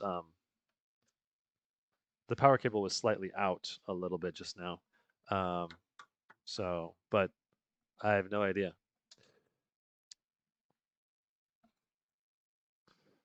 Do you have a guide to debloat a new laptop? Um, The Hoblet, my guide, if I give it to you, the short version is uninstall all of the bloatware, or just probably if you have a ton of bloatware, or if you've downloaded a whole bunch of applications you don't need, or you inherited a laptop from your dad or something that has a bunch of extra crap on it, my advice is just to reformat it and start fresh with a new version of Windows and only install the bare bones things that you need. That's the best way to debloat a laptop. But if you don't want to go through that, removing all of the applications that run in the background is crucial. So you just want to like get rid of any antiviruses, overlays, applications that you don't really need to run. Those are the things you want to remove. So just because we had to redo a restart, let's just make sure that we're in the same We're in discrete graphics mode still. We got extreme performance. Cooler booster is still enabled. Good to go there. Afterburner is running. And we also need to start HW info because we restarted. Okay. Sean says, hey, Brennan, just got the 3060 version of the Zephyrus G15 today. I can give you the Timespy and Firestrike scores for the spreadsheet if you want. Do you want it to bench the 37? Did you benchmark the 3071 on turbo mode? So, Sean, I would say just benchmark it both ways with turbo mode and with manual mode and just see which one gives you slightly better performance. But for the CPU bound stuff, I found that turbo mode actually did a little bit better because it could go to a higher TDP. And with GPU stuff, all the settings look good. For GPU bound stuff, I found manual mode did better, I think, or wait, turbo mode. I can't remember off the top of my head. But I would say test it both ways and just see if the score differs. It might be the exact same score for Timespy and Cinebench, but it just depends. Maybe they've updated the firmware or changed it. That's something that's in the firmware and also with the Armory Crate application. So to see how they change, how they change and update the applications and drivers can affect performance basically. Okay. All good to go again. Let's see if we crash again, though I doubt it. On RTX 3000 series, can a QHD panel get more FPS in games compared to Full HD? We get less FPS. So yeah, if you're going to run it at QHD, you're going to see a reduction in FPS. And Jones, Laura, you can check out my reviews. Check out my Zephyrus G15 review. I compare the Full HD performance versus the QHD performance in that. You do lose some FPS going for up to the when you bump it up to the QHD resolution, you'll lose like I think it's around 20 to 30% of performance, but it's not too bad. I think you can still run really good FPS. I use the Asus TUF Gaming FX505DT, and CSGO is one of the only games that have frame drops. I don't know why, but it'll get 150, 200 FPS, and it'll drop to below 100 all of a sudden, and I've tried everything. So Fourth Stooge, smokes in that game cause massive frame drops. So if someone throws a smoke in your face, you'll go from 200 FPS down to like 50 FPS instantly, like if you're caught in the middle of it. And that's because of how they implemented smokes in that game. So that's probably it. Another culprit might be thermal throttling or thermal throttling or severe power limit throttling can cause the same problems like that.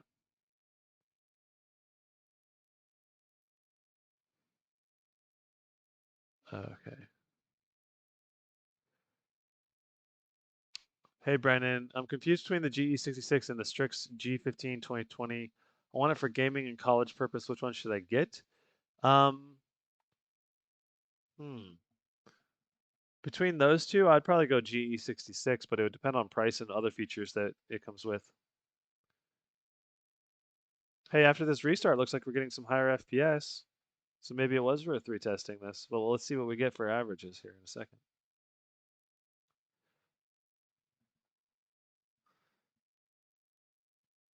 But it's looking better. 30 and 13. I think we averaged 25 before. Now we're hitting 28. 27. It's going down. Okay, maybe we're gonna get 25 in the end. 26. Uh-oh. Is the stream going okay? YouTube is giving me a warning saying it's not getting enough frames. You think this is the greatest laptop of all time at the moment? Oh, we gotta stop it. So, I think it was 2817. So that's a bit better. Uh, that is a bit better. Nice.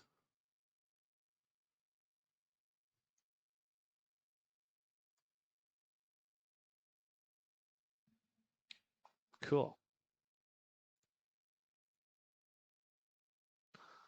3 FPS increase.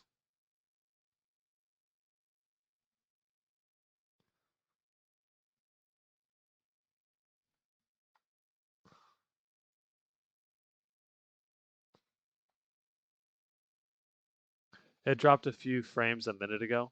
Is it okay now? Sort of.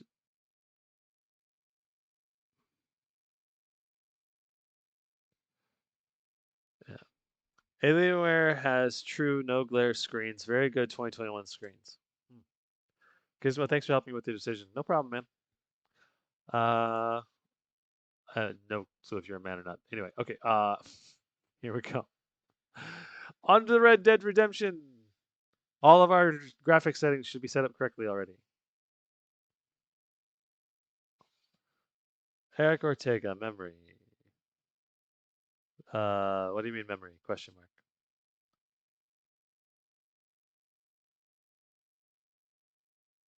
Shadowform says it got 22,251 on 3D Mark. Shadowform, which 3D Mark? What application? Is that Firestrike? It's probably Firestrike. And also, which laptop are you talking? Maybe you're telling.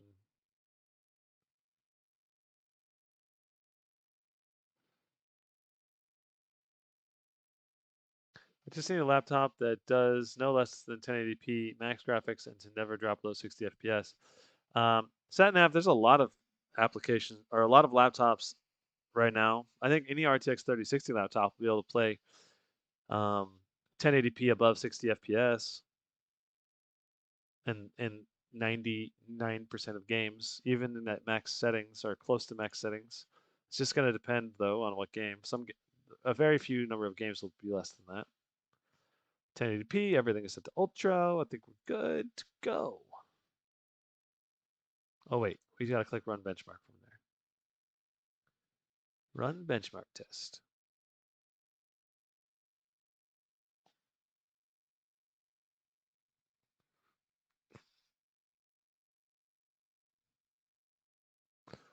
The GE10 SFS is the RTX 2070 and the ROG Strix G15 2020 gaming laptop, 240 hertz.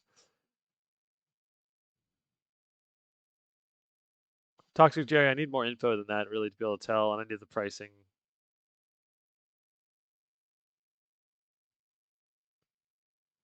Bump up the resolution scale for Red Dead Redemption 2 so you can maximize the GPU usage. I don't think that's gonna increase. That's not gonna really do anything, Mike, except maybe reduce aliasing a little bit. Um, it's like basically like overkill. Yeah, I don't think there's any point to doing that though. It's not gonna increase the frame rate. It would reduce the frame rate.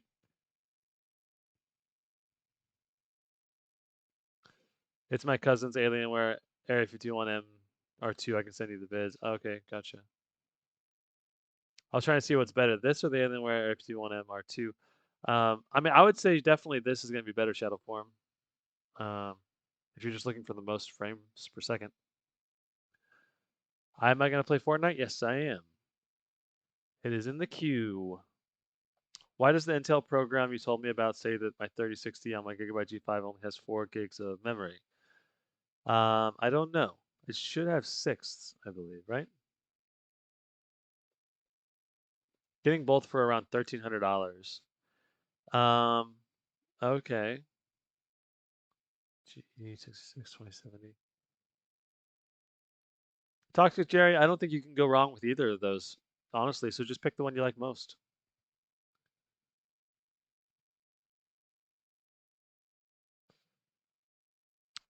Will I get an M17R4 review unit? Probably not, LeFou. You think no Thunderbolt on GE66 and 76 will heavily affect its future-proofness? No, don't think it's that big a deal. I think it's more about whether or not you use Thunderbolt for other things now.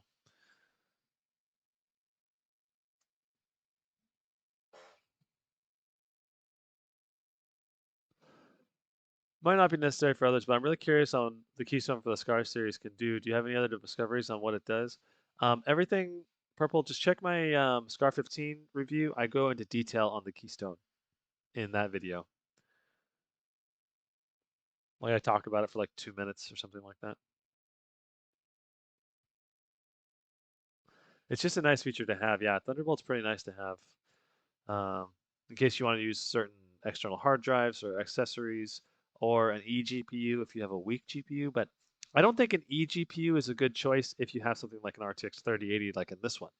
I think an eGPU could be a really good choice if you have something really weak, like a GTX 1650 or 1650 Ti or something like that. That's when you can like get massive gains in performance with an external GPU. Okay, so this is the benchmark section for Red Dead Redemption 2. Let's see how it does. It's been running for a while now. Several minutes or a couple minutes now in the benchmark. So 68 degrees on the CPU, 69 degrees on the GPU. That's really good.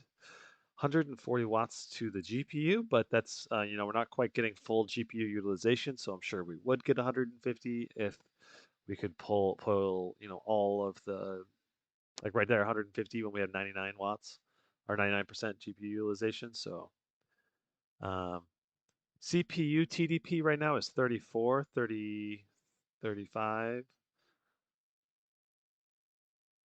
Overall, this is looking like superb performance.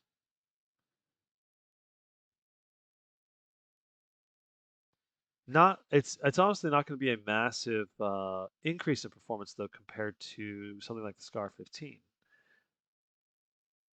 I think we got 70 something as well for the Scar 15. When do you think the Legion 5 series laptops are going to come on sale? I don't know. I in a lot of the like the European market and the Asian market, the Legion 5's already on sale.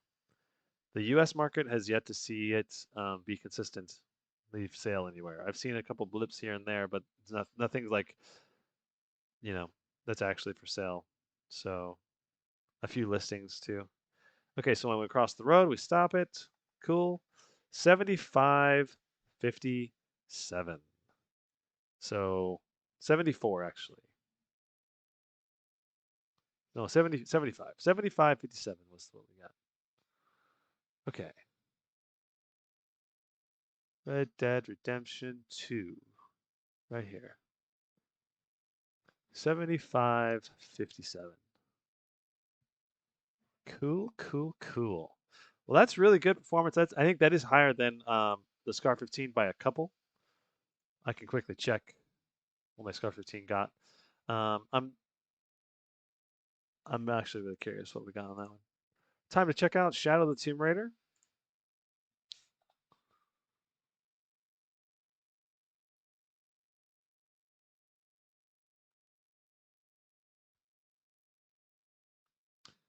Shadow of the Tomb Raider.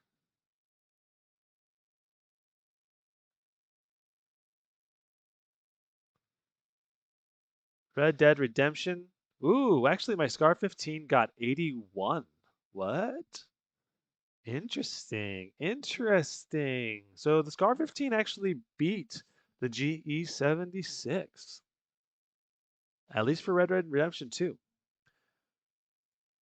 I wonder if it's related to the game API. Maybe if we run it at DX12, we might be able to get higher FPS. Okay, we want this, all of this is looking good. Then we want highest. RTX is off. Cool. So yeah, we got 81 on the Scar 15 for Red Dead Redemption 2. So that's pretty interesting. Alienware doesn't offer QHD on the 17-inch model. Are you okay with one stuck pixel? What's happening? That I'm thinking you're saying that's what's happening on my RTX 3060 OMA 15Z. Um, I think Mush, it would kind of depend on where it's located. Like if it's in the corner or somewhere out of the way, maybe one pixel is not that big a deal. But if it was a brand new laptop for me and I had the option to return it, I would probably return it because, yeah. But one dead pixel is oftentimes not covered under warranty. Oftentimes you have to usually have like 8 or more or something like that. Do do do. It's all looking good, I think. Cool. Let's see what we get in Shadow of the Tomb Raider. All right. What do you think about the Legion 7 being base TDP of 115 with 50 dB? You're saying 50 decibels of fan noise? Um, but I think the Legion 7 can be a really good, especially if that's a 3060, 115 watts base is really, really good.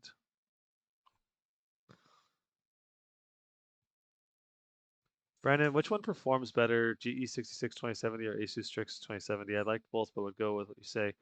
No, I think they're going to be very close to performance toxic. I think they're going to be almost exactly the same. So just pick which one you like better. Like I think I already responded to that toxic. So um, just that's what I would encourage you to say. Like look at which style one, which one has better ports, maybe. You know, which design do you like better, and then pick based on that because the performance should be very, very close if everything else is the same.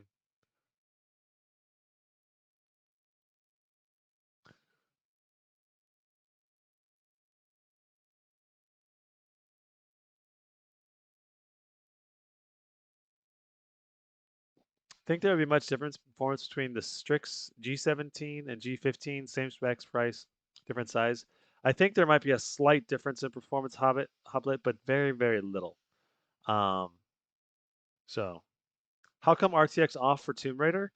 So Ricardo, I turn it off because uh, I have benchmarked it that way for a long time.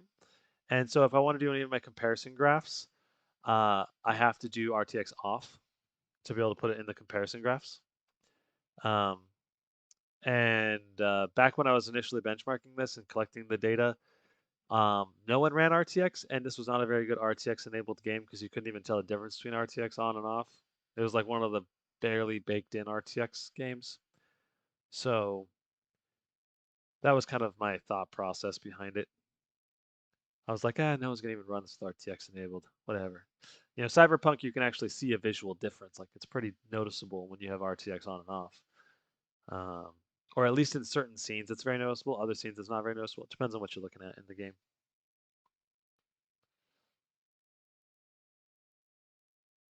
It's confirmed the Legion 7 is 115 watts with 50 watts dynamic boost. Um, Shadow, I don't think that's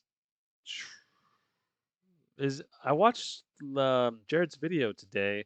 I mean, really, what matters is what is the actual boost clock that you get and the wattage you get from the GPU in actual games, right? That's what really matters.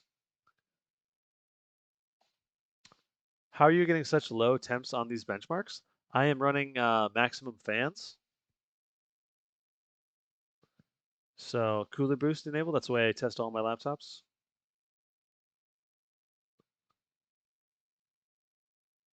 Original creator. It's posted on Reddit. Interesting. So I'll have to check it out.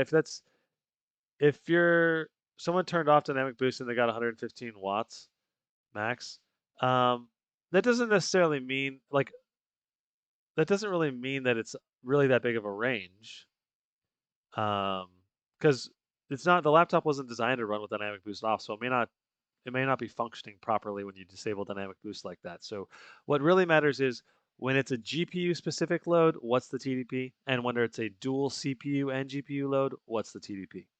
Okay, 131 average FPS. That's that is probably the highest I've ever seen for Shadow of the Tomb Raider. Yeah. Wow, that's noticeably higher. That's a whole chunk higher. Previous record was 116, so 131 at these settings is a big jump up. Good job, MSI. Do, do, do. 131.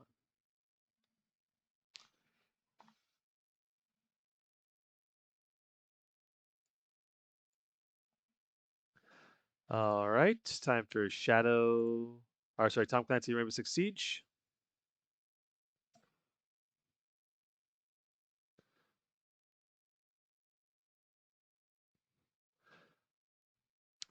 Gotcha. Yeah, I see what you guys are saying with like the 115 watts plus 50. You have to send me the link. Email me the link and I'll check it out after the stream. But I mean, like I said, what really matters is like how is the laptop designed to be utilized, and what are the actual TDPs in-game loads, that you get. Like to me, what dynamic boost means is when your CPU and GPU are enabled, like that's your base TDP, and then when your GPU is the primary load and the CPU is basically not being touched at all or very minimally touched, like in certain games, that's your GPU potential boost. So, like, even if Alienware says their boost is 165 watts, but it never actually boosts to 165 watts in actual usage, then it's not really 165 watts. Um, so that's kind of the way I think about it, you know. And I guess the same thing would be true for Lenovo Legion as well.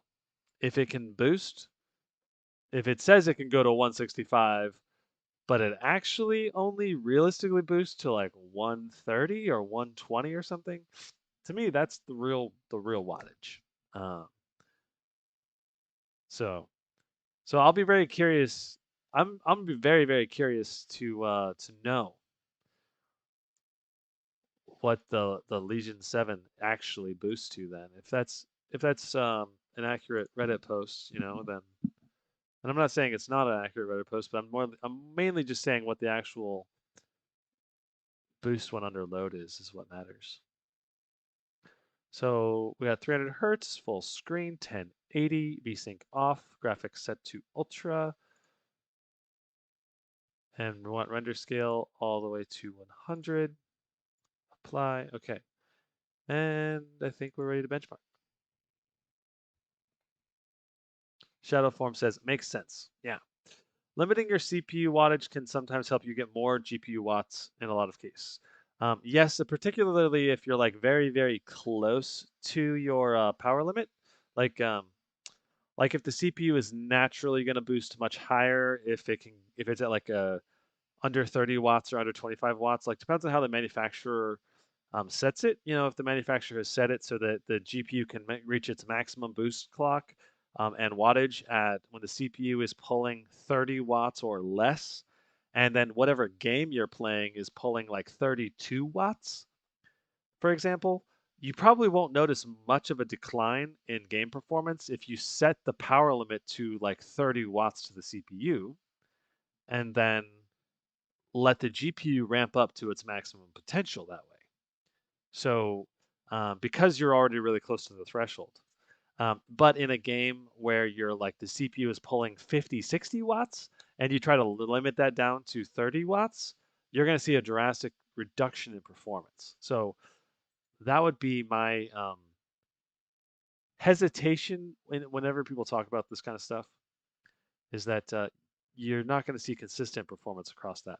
So 280, you're not going to see consistent performance when you reduce your CPU wattage because of um, if it's a significant reduction, you might end up just being CPU bound entirely and end up with less performance. So it's going to be a game by game basis, and it's going to be hard to know.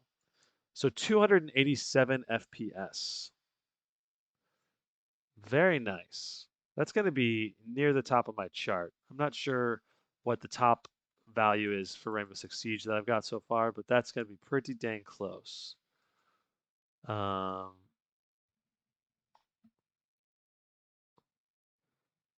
also, this is with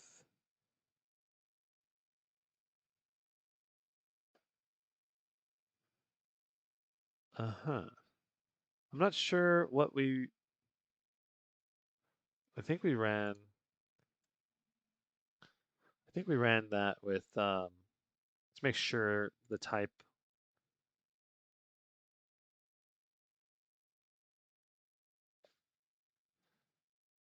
Okay, so we did not run it with Vulkan, I don't think. We ran it with the default. Let me try making sure I run it with Vulkan because I want to make sure that's running with Vulkan.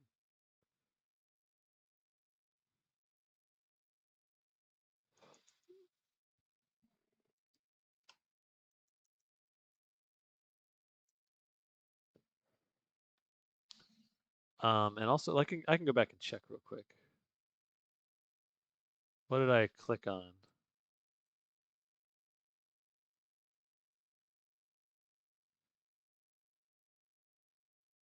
Yeah, I did the default, so I didn't run it with Vulkan. So I better.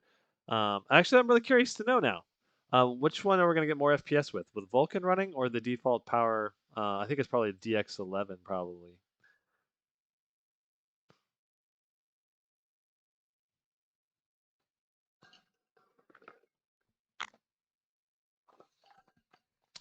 Yeah, Nuzhor.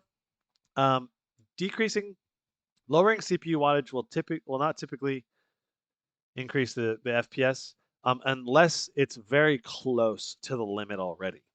You know, like if you're like bouncing up and down across the limit regularly, and you're like dynamically boosting up to the max and then dropping down and boosting up and then coming down, you know.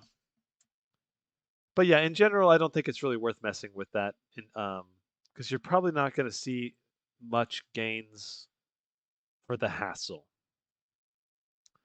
I think it's more worth messing with that if you're trying to hit better CPU temperatures and GPU temperatures by power limiting. That's where I think power limiting is worth the hassle.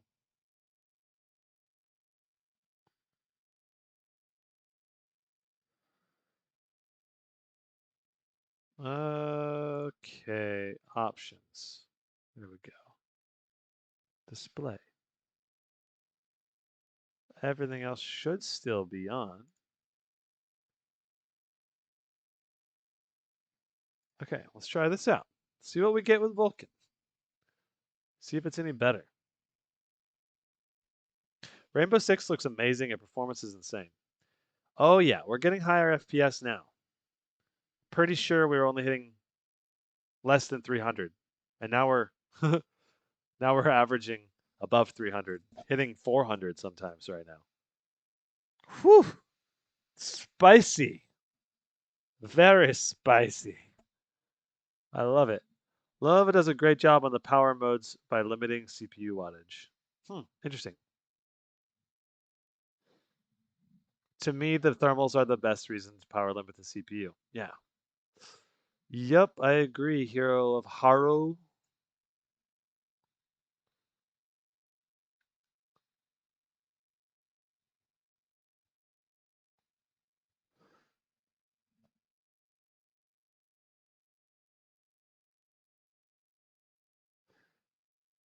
This is putting out some great FPS. 363.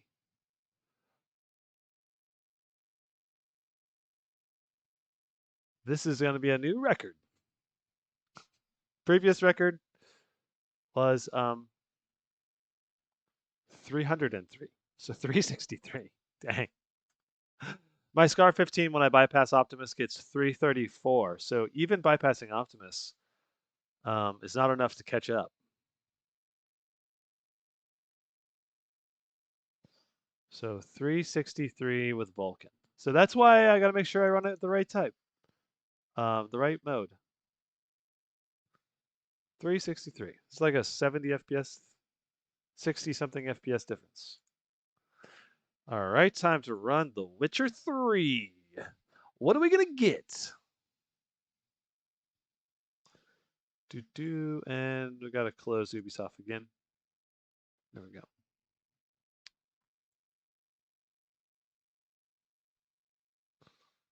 Lenovo does a great job on the power modes by limiting the CPU. Interesting. In quiet mode, it consumes 15 watts like a U processor, and the fans don't spin up. Cool, Arthur. It's kind of like that for it's kind of like that for the Scar and Zephyrus. Like they severely limit in silent mode. They severely limit like the FPS, for example, and the power limits, so that the fans barely don't spin up or like don't spin up basically almost at all. Like they barely turn on. I really like that. Okay, so we do high, default, ultra default, and turn hairworks off. And for our resolution, we want 1080 and full screen. Good, good. And VSync is off. Good, good. All looking correct.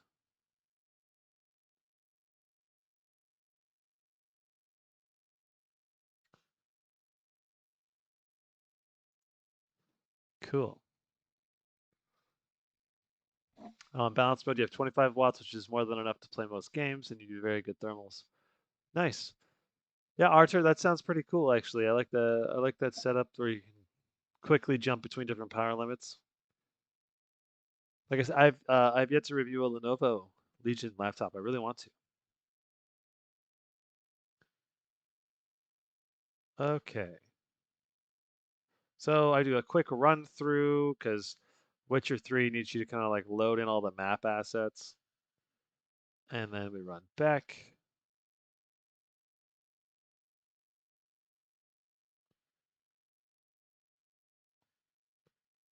All right.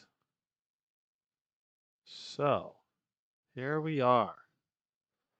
Let's see what we get. This is looking really nice.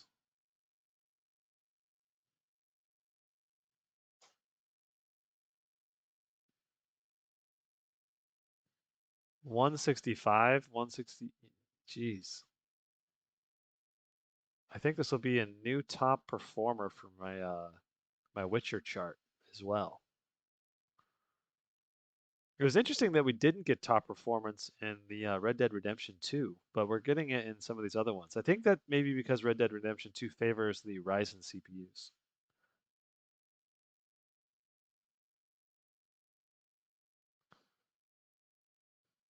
Okay, 158, 103. That is solid.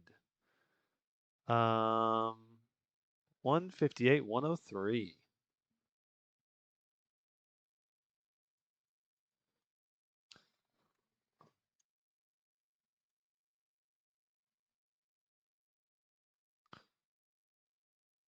And yeah, that's a new record. Previous record was 134. Epic. Okay, so we are on to Watch Dogs Legion, Fortnite, and Warzone. We'll do Fortnite and Watch Dogs Legion next. And then we also have Valorant. So we got 4 left. Is that right? Hey, Hero, come here.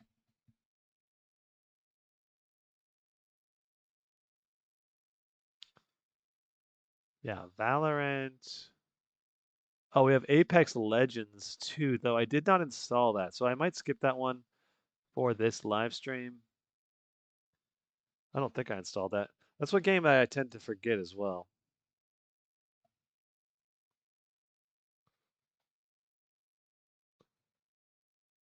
Do you have a Discord server? Yeah, I have a Discord server, Poofy, in the video description, linked below. And there's a tech review section there where you can ask people questions and discuss laptops.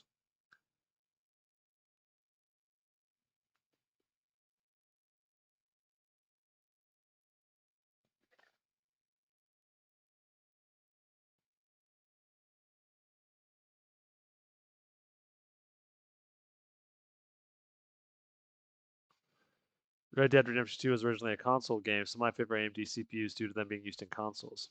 Interesting. Will there be an 11th gen Intel desktop replacement laptop review? Maybe Praticzica if I can get one of the retailer people to send me one. I just got to get them to send me one. Because those suckers are expensive, and I'm not interested in buying and reselling that one. It's like $3,000 or $4,000 to get one of those desktop replacements with it to be fully kitted out the way you'd want to review it.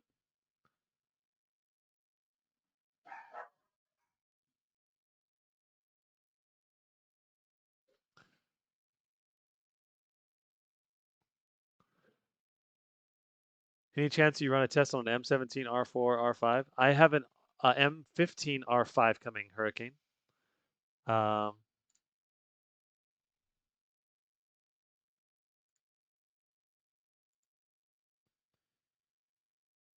so I'll have a review of the M15 R5 sometime in the next month and a half, hopefully sooner in that time frame. As soon as I can. work through all these laptops and get all these reviews done because just so many. Okay, so we want everything set to ultra, and then we want RTX set to ultra and DLSS set to quality. Cool. Make sure that everything's saved. Looks correct. Looks correct. Run benchmark. Cool.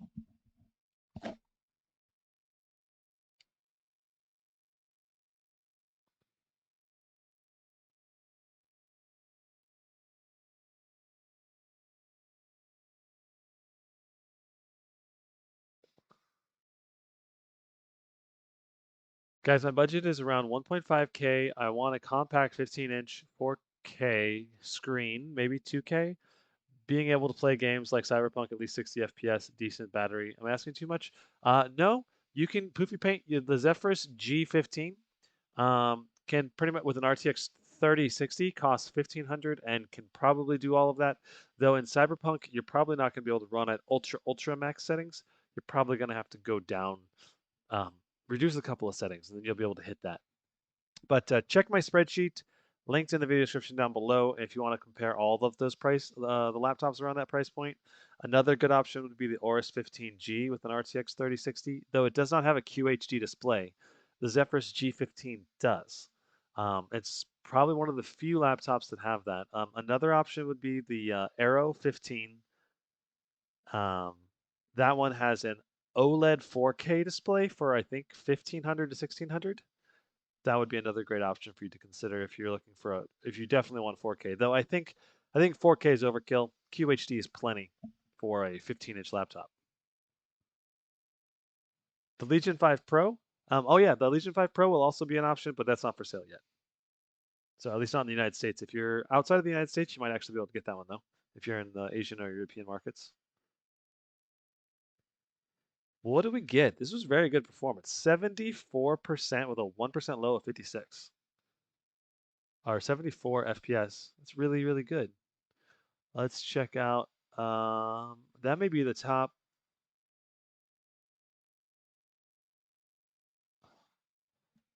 Again, I think that's going to be a record-setting performance level. 56, cool. And Watch Dogs. Okay, so now we set, wow, 74, 50. I'm pretty confident that's a new record for out of all the new RTX 3000 laptops I've tested. Let's turn RTX and DLSS off and see what we get. Lots of new records. Just as kind of as I was predicting, this laptop is kicking some serious booty. Since I don't want to cuss live. Is booty cussing? I don't think so, right? That's YouTube's friendly safe. Okay, so here's RTX and DLSS off. I'm expecting a small bump in performance. Tindriel says, good morning. Nice to wake up and see Gizmo. Love benchmarks. Question, compared to the laptop with FreeSync and G-Sync, how smooth does the screen look? Is there micro stuttering because of missing variable refresh rate? Um, I have not been paying attention to that, but I'm not noticing much. See, the thing is, if you have a laptop that has a really high response rate, oftentimes you're not going to notice those kinds of screen tearing anyway, especially if you're hitting a high frame rate. It just kind of fills in really, really well and it looks really smooth still. The area where G-Sync and FreeSync can really help is when you get down to like below 60 FPS gaming, like around 30, 25 to 35 is where it really shines. But G-Sync can do that. FreeSync doesn't because oftentimes FreeSync stops at like 40, 40, 48 FPS. So it doesn't really help that much on those games anyway. But yeah, I'm not really noticing any kind of screen tearing, and I haven't really noticed any screen tearing or ghosting of any kind really in the game so far. Though I've been reading chat a lot, so not paying super close attention. Okay, I'm trying to find another question.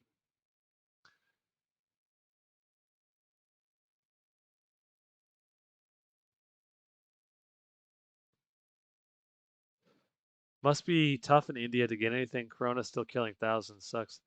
Yeah, that does suck. India having a pretty bad outbreak. Um, Everyone in the Discord server of the 5 Pro is posting screenshots of DMs with Lenovo representatives, and they all say May for the 5 Pro. Interesting. Average FPS 88, 1% low 63. 88, 63. That's very good. Again, I think that's a chart topper. 88, 63. So far, what we're chart topping in about half the things we test so far compared to the SCAR. Maybe 2/3 of the things.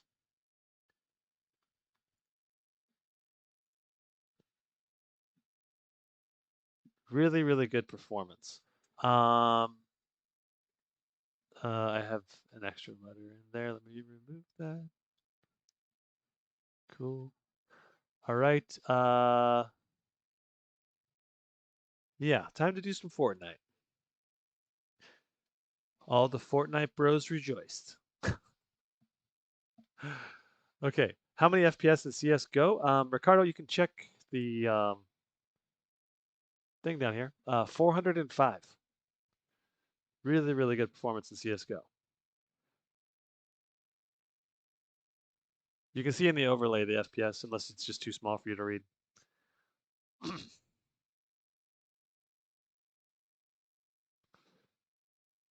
I've never noticed any tearing on my GE76 despite lacking G-Sync. I actually didn't realize I didn't have it until a while after I bought it. Yeah, you're not gonna really notice it unless you're like playing games with low frame rates. It's just not gonna be something you're gonna notice that often. Or alternatively, you're gonna notice it more if the display has a low refresh rate and has ghosting, because you're gonna notice the tearing more without G-Sync. I should have bypassed this. Man, this thing is.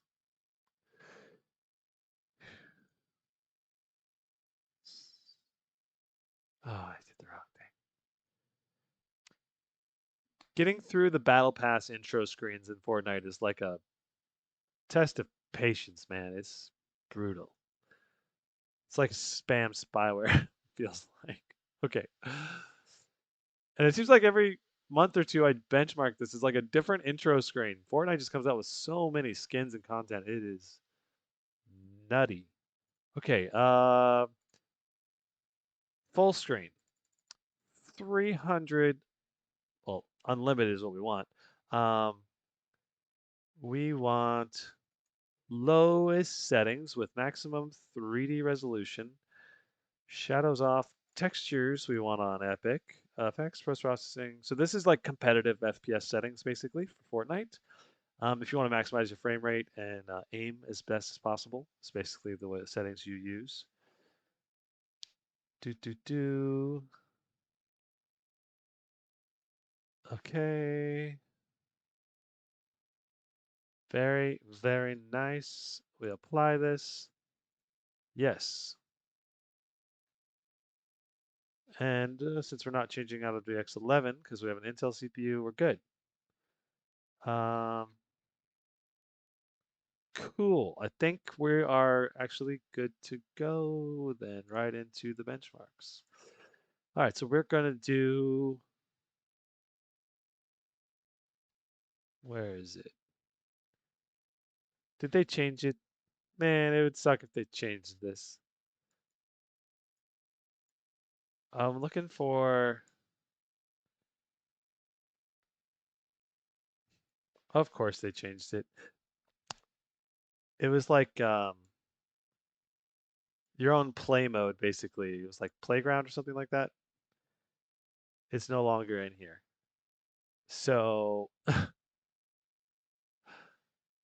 I guess we're gonna try solo because that's gonna, and we're just gonna play. We're just gonna play around because that's the best I'm gonna be able to do, I think. Look one more time.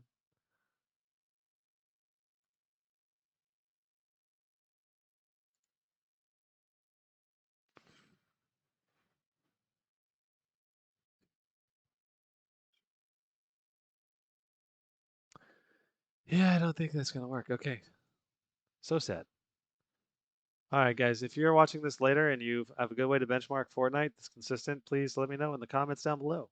Because I really want to benchmark Fortnite as consistently as possible over time. And it's just constantly changing too much. Okay, going back to the chat here. I hate not having G-Sync on my 4K 120 hertz Razer 17 Pro screen tearing like crazy. Returned it. Mine had G-Sync LAN tech. I don't know why yours didn't on my Razer 17 4K 120. Maybe the new version of it didn't have G-Sync, but my RTX 2080 Super version had it. Can you try performance mode? Is that...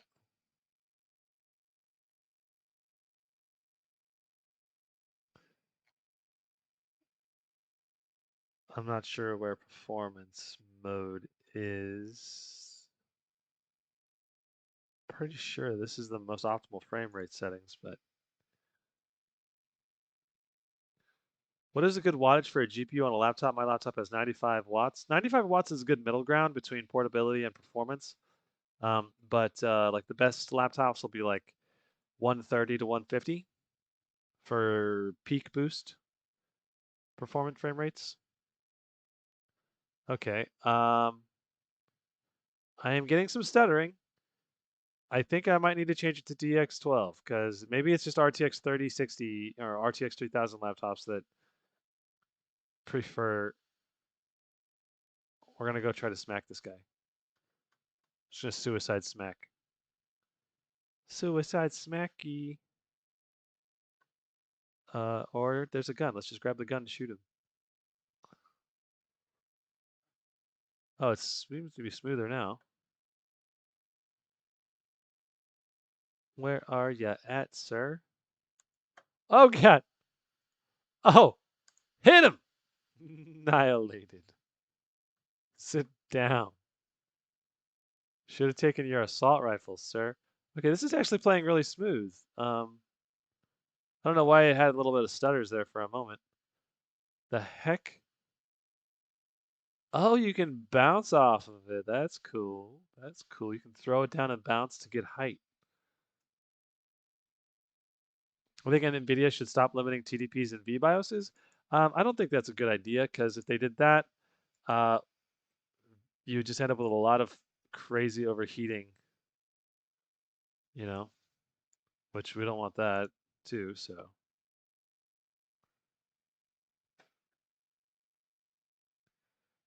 Okay.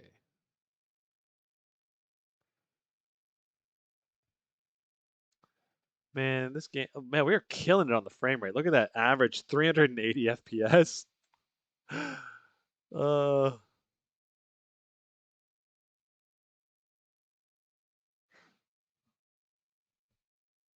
Shabishito, you're trying to compare your laptop with this one? That's awesome. You're like doing the benchmarks as I do them?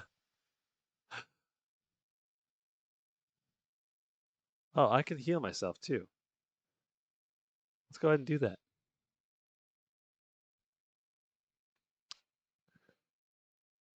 DX11, DX12, and performance mode. It's on rendering mode. I mean, this is obviously killing it performance-wise. We're hitting the max frame rate of the display pretty close. Where do you change the render mode? Oh, rendering mode. Oh, right here and right there, and then right here, and then performance mode. Got it. Okay, got it. Okay.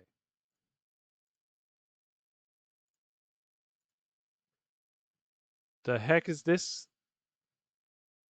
What am I doing here? Don't worry, I'm not really a dinosaur. Okay, we're doing a quest. What? There's quests in this game now? The heck did they do to Fortnite? uh,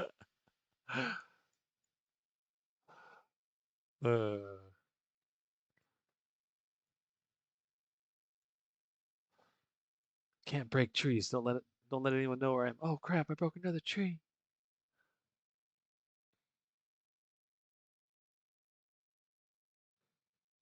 I mean, we're averaging 321 FPS, though our 1% lows, we are getting some stuttering. I don't know.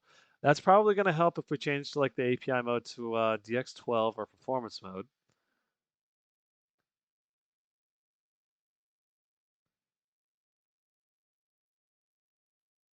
But we're obviously getting superb FPS right now. Hey, look, I can respond to my teammates. Just kidding. I don't have any.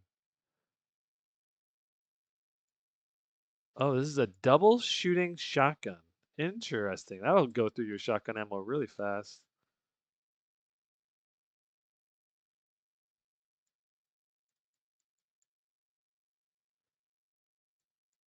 Oh, hi there, buddy. Hello, I will take your stuff. Thank you. Okay, we're clearly getting great performance. I think people will want to see what this is like on like the performance mode instead of me just doing this. So let's just switch it to let's try. We'll try performance alpha. Exit. Okay, we gotta restart the game. Okay. Gizmo, are you planning to get a Clevo X170KM with 300 hertz G-Sync to test? It's only DTR laptop released with 3080 and should outperform every BGA laptop, even this. Tindril, I would love to. I just need to get like HID Evolution or someone to send me it. That's all. Because I don't want to have to buy it myself to review it because it's not a laptop I'll probably keep for the short term. For in the short term, I've resolved to basically taking a moderately portable laptop like the Scar 15 with me and then using a desktop. Like a like I switch between like a really portable high performance laptop that's, like 5 pounds and then having a desktop when I'm sitting in one location. So I travel with the Scar 15 and then use the desktop when I'm at home. Or honestly, sometimes I just use a laptop anyway. Depends on what game I'm playing.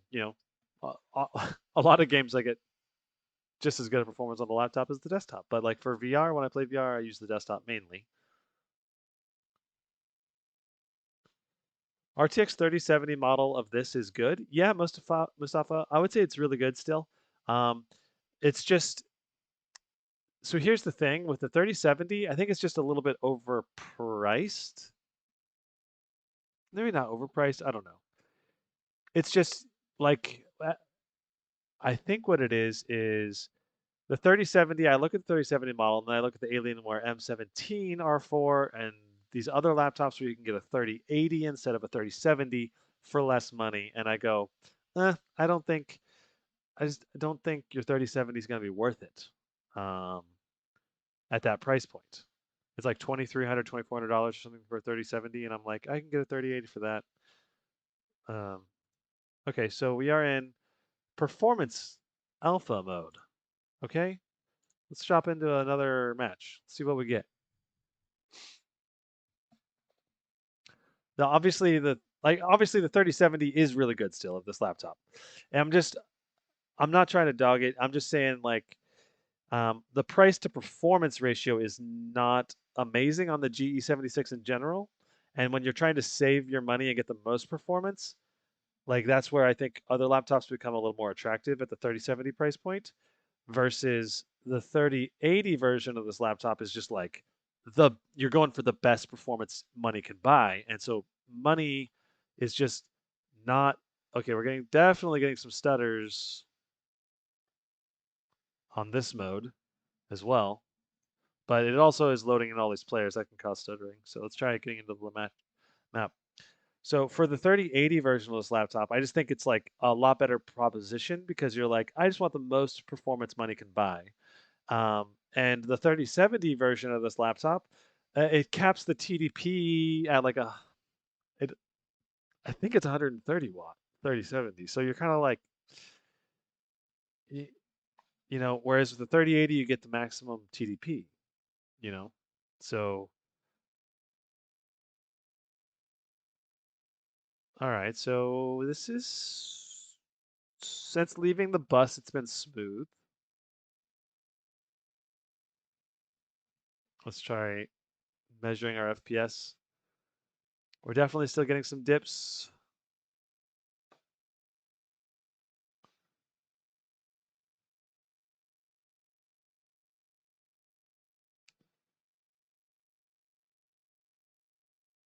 Oh, we have a couple people here.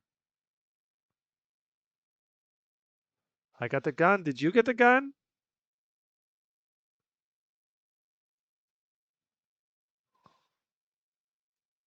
Too bad. So sad.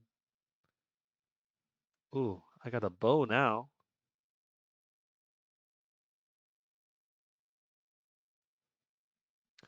All right, I'm gonna try restarting the benchmark values from here, and we'll just play for a couple minutes at this. Do I need to get more arrows, or does this load? Okay, so I need more arrows. Oh, there's more arrows right here. I really want to shoot someone with this bow.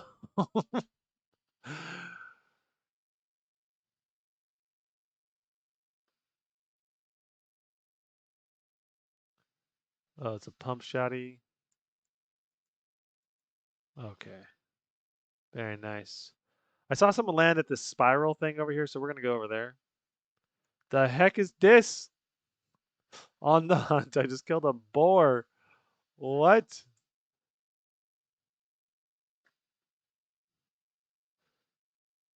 Man, this laptop really plays this game really well though. Even though it was kind of stuttering before, it's not really stuttering now.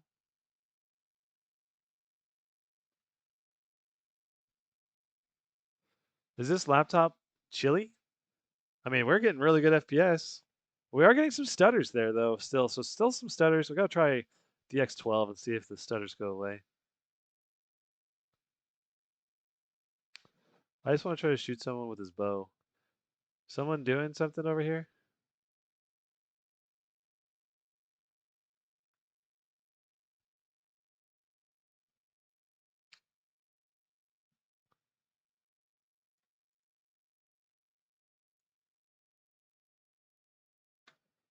Eh,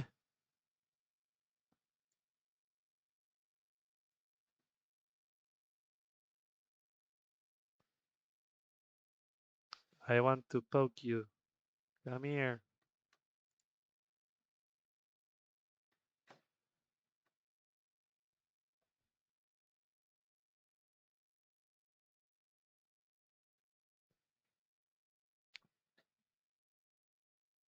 Ooh, hello.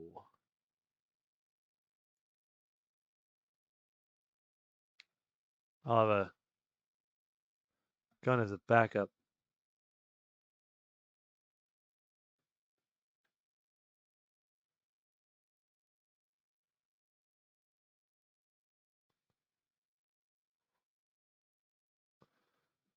All right, we're getting some shield. What is that? Recycler? Hmm. Poopy, I think the Zephyrus G15 is a good recommendation. Then again, no idea what your priorities are.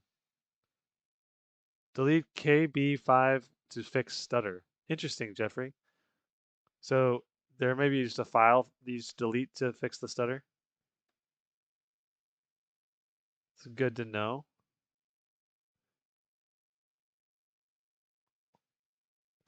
Well, we made it to the top 50 players. I'm just really looking for a player to poke with this. What is that? Is that someone? Is there a player doing something over there?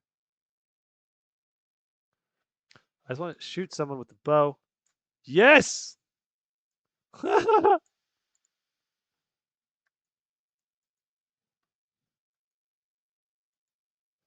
heck are you? What are you? What is this? I got a mystic bow or something. This game, man, is just nonstop craziness. Like,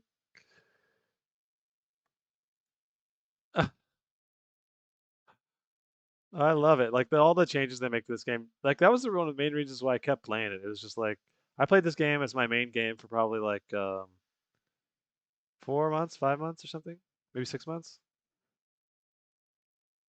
I really enjoyed it. It was just I moved on to other games, I guess, that had different style. Okay, you should stream on Twitch again. LOL. Okay, cool. So that's performance mode. We're gonna move on from Fortnite, but know that there are fixes out there for the stutter, and it's probably related to um, specifically to the API or some file you have to delete. Okay, so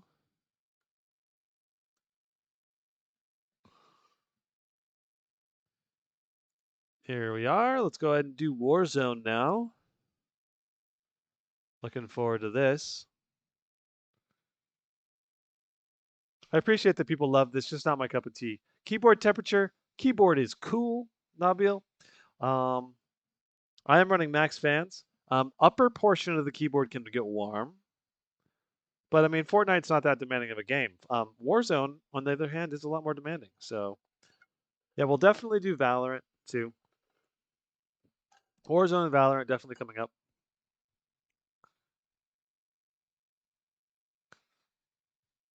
I don't benchmark WoW, Nabil, though this should have no problems playing WoW.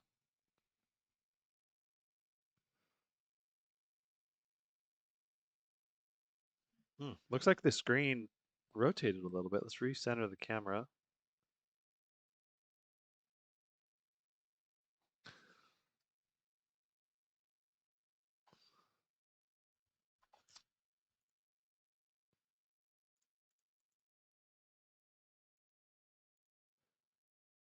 Warzone. This is quite the intro video. They're like, we spent a lot of money to animate this. You're gonna watch it, okay? No skipping this. Oh, you can. Okay, cool. I skipped it. Yeah, Valorant's coming up very soon. So if you're wanting to watch the Valorant benchmark, just hold tight. Should be momentarily, like probably like 10 minutes or something. All right. So we set the sensitivity to 6. Our graphics, full screen, 300 hertz refresh rate. We do not need 175% render resolution. We just want 100% render resolution. VSync is disabled. Unlimited frame rates. Cool. Streaming qualities. Normal. All the texture stuff is at high. Everything else is going to be set to lowest settings.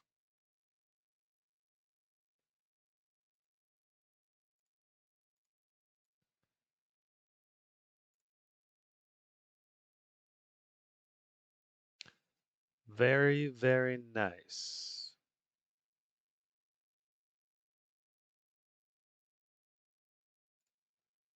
Okay, so we're going to load into the practice match. This gives us our consistent test from laptop to laptop.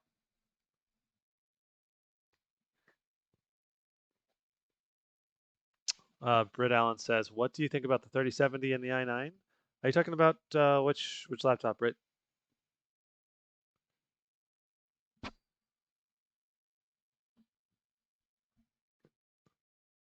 GS66 Stealth is one of the worst price to performance of any laptop. It's very light, but that's the main thing it's got going for it. Yeah, very thin, very light, still very premium, and it's got a mux switch. But it's definitely a high price to performance ratio, which makes it less attractive for a lot of people. Is the G14 worth it for college? I think so. As long as I think it'd be a very good laptop to haul around from class to class and to write papers on because it's got a great keyboard, great battery life, and you can still game on it.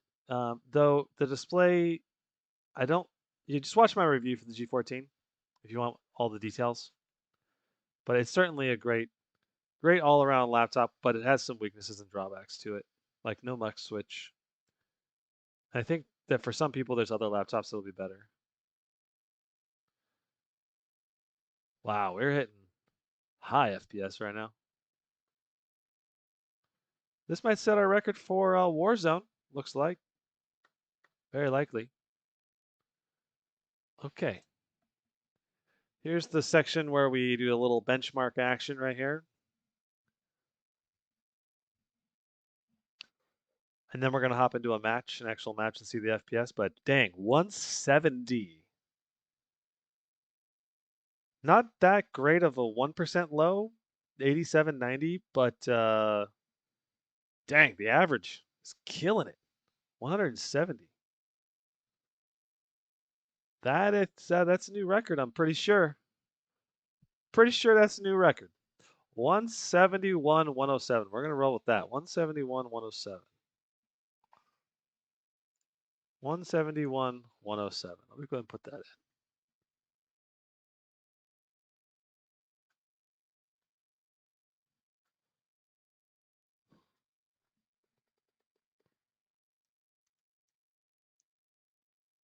Wow. Okay, very nice. I didn't mean to quit the game. I'm going to load into a solos match here. How's the fan noise, Jeffrey? Not bad at all. I did test it with the decibel meter. I think it was like 50, 54, 55-ish decibels with max fans enabled. And if you don't run maximum fans, I'm sure it'll probably be quite a bit quieter than that. Though I am on the extreme performance profile, so if you run it on like balanced or medium, you're gonna get a bit better, right? It's gonna be a bit better.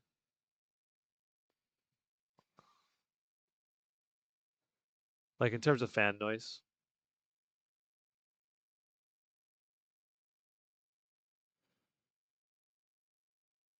Would you make a full review of the laptop you benchmark, like the Omen, Gigabyte, MSI, and others?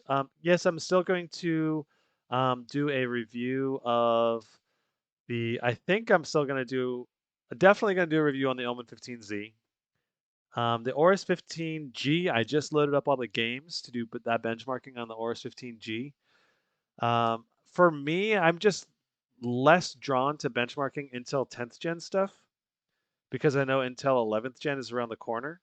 So I kind of want to focus my time on Ryzen 5000 laptops because those are going to be around for like a year.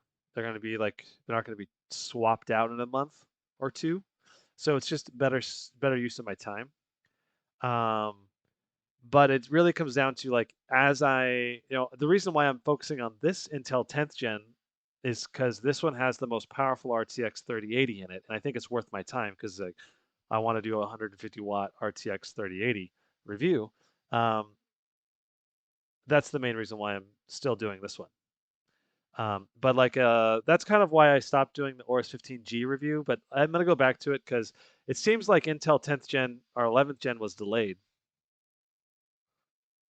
So, but yeah, I would really like to review the Gigabyte G5 still, the Aorus 15G, and this GE76.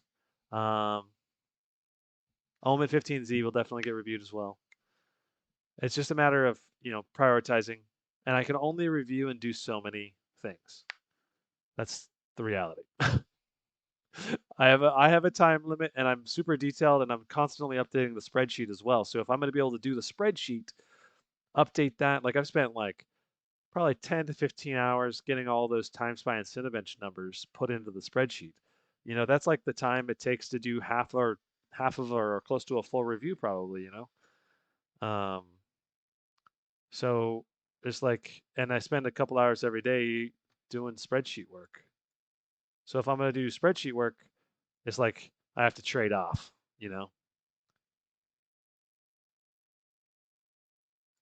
Okay, so our FPS, we become a lot more CPU bound. We're only getting 115, 118. Just waiting because I know someone's gonna hot drop right on top of me.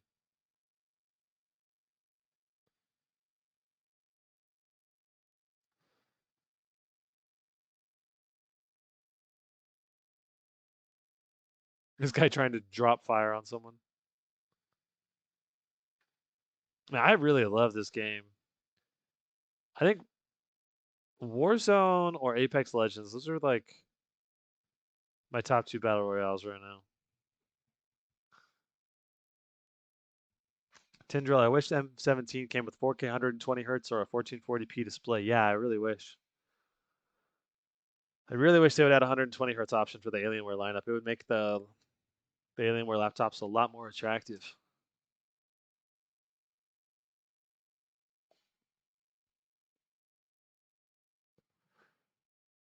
Yeah, if you've got an RTX 2000 laptop, don't upgrade now. I think that just depends on which RTX 2000 laptop you've got. All the animation of everyone jumping out. If you've got an RTX 2060 or like a 1650 or, and especially if you have a low performance level and you want to go and you have the budget now to get a high performance level, I don't think there's anything wrong with swapping it out.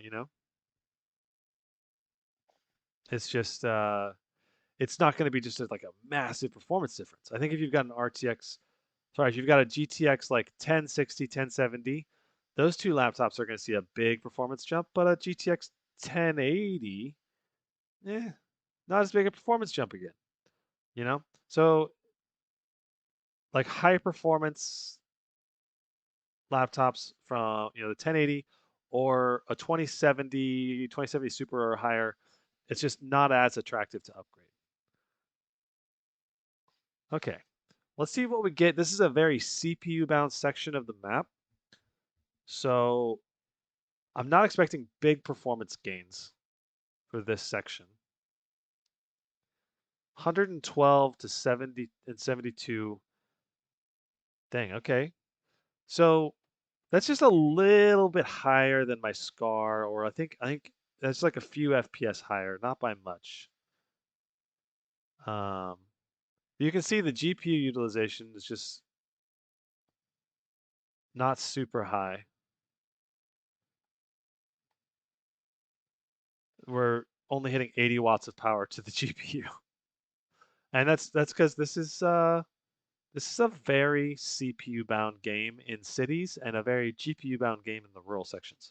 Dude T with the $5 super chat. Thanks so much, man, for the support. I appreciate it. It means a lot to me. Love your vids and all you do. Thanks and keep up the good work. Thanks, man. Appreciate you. Um, yeah. Gizmo, you're the man, dude. Thanks for helping us make decisions.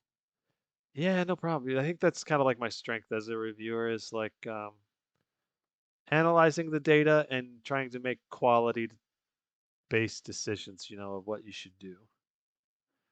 Um, so interestingly enough, I'm pretty sure because we're so CPU bound in this game, if I were to go and turn on anti-aliasing and ramp the graphics a lot, like if I were to just go ahead and um, anti-aliasing, filmic 2x, I'm not going to enable depth of field. Looks like they added NVIDIA DLSS. That's cool. We'll just set everything to maximum.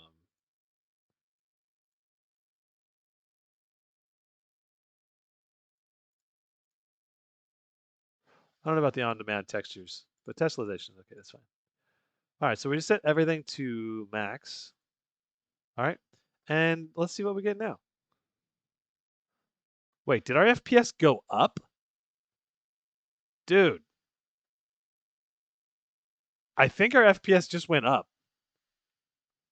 Weren't we at like 115? And now we're hitting like 130, 135? Wait, what? In the CPU bound games, it prefers to have those things enabled? Uh, I'm speechless right now. What the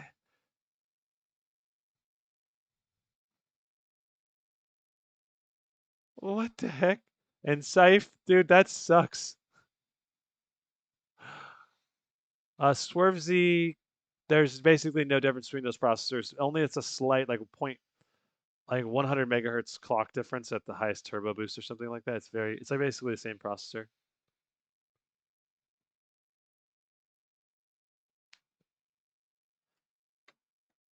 Okay, let's try this run through again now that we've turned the settings up because it's like a measurable portion of the game, right? So,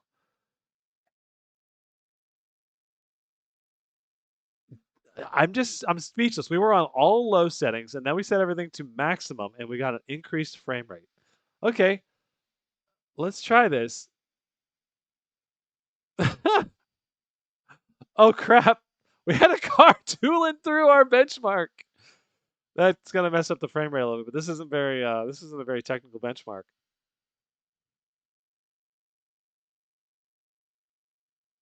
But yeah, that's 10 FPS higher or something like that. Okay. DLS is on? No, I did not enable DLSS. Let me check. Let me just make sure that's not turned on. But DLSS is disabled. Let's try setting it to quality. It doesn't look any different, really.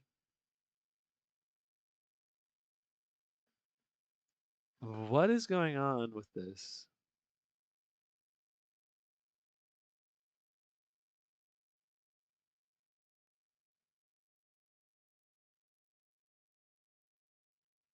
Now I'm really curious. Like, what setting did I turn on that made it perform better with higher settings? Because now I'm gonna just run this game on ultra settings on my Scar 15 whenever I play it. Oh. Nope, not fast enough, sir. I was even looking at chat when this guy came up on us, and I still killed him.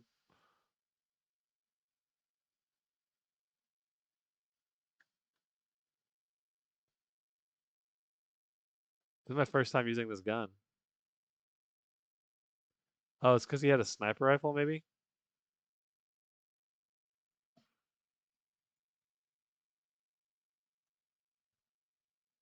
Wow, we're getting 130 FPS.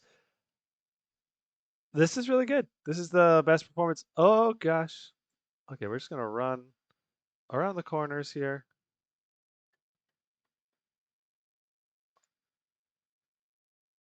I'm going to run out of ammo. Ooh, he got me.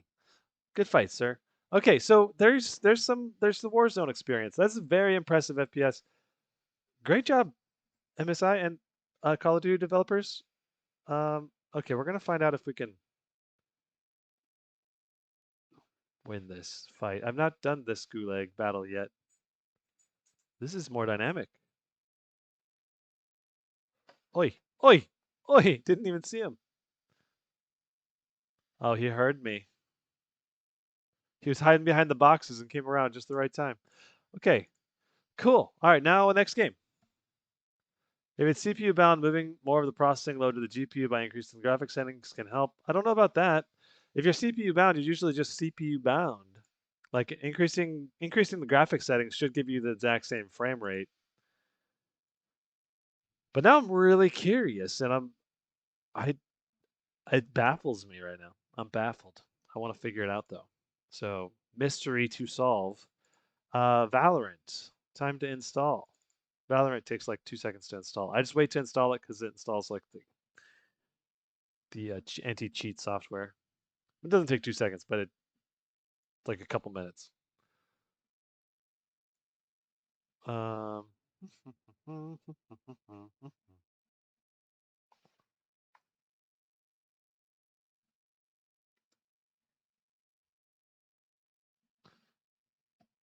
yeah, see that? A minute and a half to install. Wi-Fi working fast now. Have you seen Jared's tech video on the Legion 7? Yeah, I have. It's impressive. It is impressive. It looks like good. Why does nobody review the Strix G17? Why? It's a good laptop. Saif, I did a review on it. What are you talking about? Why not make this your new gaming laptop?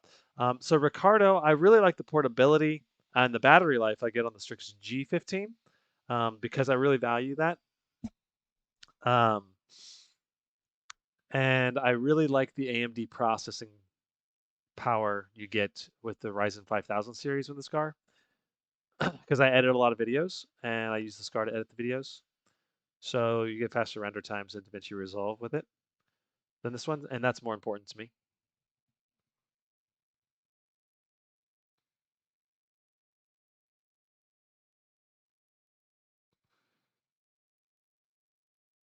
Did you try to undervolt the device? No, I have not, but I'm pretty sure you can. Do I want to review the Lenovo Legion 7 in the future? Yeah, I do. Probably the Legion 5 first, and then the Legion 7.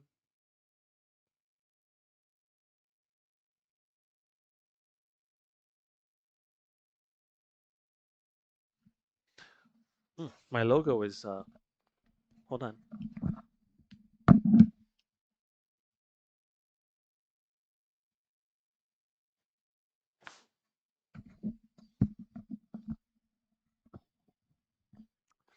What do you think about the Asus TUF A15 Ryzen 7 5800H and RTX 3000 series?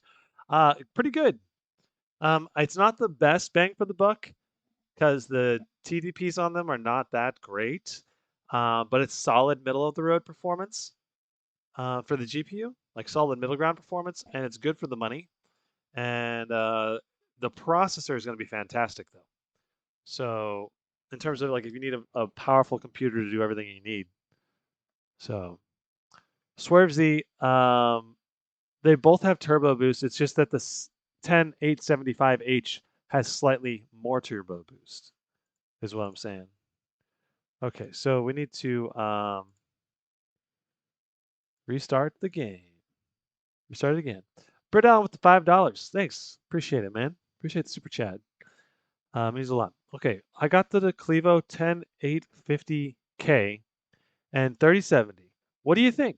Well, Britt Allen, to let me know what you think, because you're the one that got the laptop. I don't know the price point that you got it with or what other features you got, but I'm really curious what you think of it. What's the TDP of the 3070? Will be epic if your logo gets burned into the TV screen. yeah, yeah, it hasn't yet. Um, these new. It's an LED TV, so I don't think. I guess the LED. Yeah, it's possible. It's possible. It just takes a long time, many hours. I don't put enough. I don't put the logo up there that often. A couple hours a day, maybe. Well, that's a long time. I don't know. I hope it doesn't. I hope it doesn't burn in. Okay. I need to open Afterburner and HW info again. It's 145 watt. Nice. What's your Brett Allen? What do you get on Timespy GPU score for that Clevo?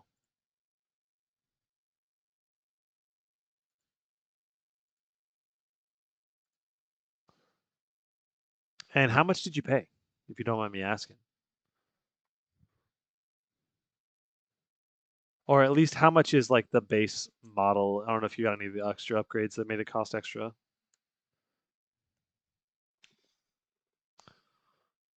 What about temps? So Scythe, the temps on this have been really good. In general, I'm not sure what temps were we getting during Warzone. Let me go back and check. For the vast majority of games, we were seeing some really good temperatures. So with Warzone, we're getting some high CPU temps, 80s, mid to high 80s. It's decent. It's not great. GPU temperatures on this laptop, though, are fantastic. So, yeah, and I mean, it's understandable. We only have 2 heat pipes to the CPU, so I'm not expecting great CPU temps. And also, Intel CPUs are kind of okay running at 85, 90 degrees. So it's not like a deal breaker in my opinion, but I would love to see the temps be below 85 in the ideal situation. And to do that, they just would have had to have added one more heat pipe. Okay, so deathmatch mode. Here we go. The CPU temps on this MSI are fine in my opinion. Yeah, they're okay. They're not great though. Oh, I haven't got it yet, but I paid around $3,500. Ooh, that's pretty. That's a pretty hefty chunk, Brit, for a 3070. $3,500, I would have expected you to get a 3080.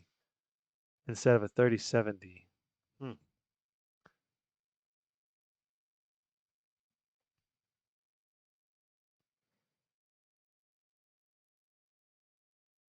In India, the Zephyrus G14 is going to be $1,900, and in the US it's 1,400. Yikes, that's a big price difference. Okay, here we are. Can I pick up any gun I want? Oh gosh.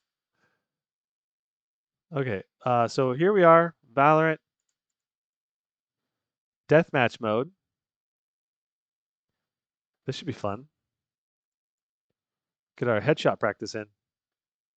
Oh, this is playing really well, but our average FPS is honestly surprisingly medium. What just happened? Oh, did the game reset? Okay, better. Okay, so the game just started, I think. Oh, maybe I should switch to the Phantom. Okay, maybe not.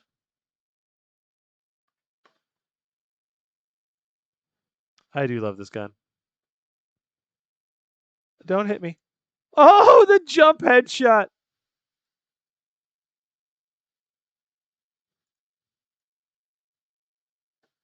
Okay, this clip's gonna go into my review. This is great. Uh, okay. I also got an extra power cord. Okay, that's $300. Gotcha. Yeah, I just think if you're gonna spend more than $3,000, I'm just thinking you probably would have been better.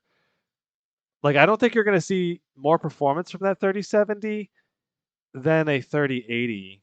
Um, like this one costs $28.99, and it should outperform that Clevo by a good margin, unless you're just talking CPU performance. I guess CPU performance wise, it's gonna be great. And I guess if you're gonna play CPU bound games, it's probably also gonna be really, really good.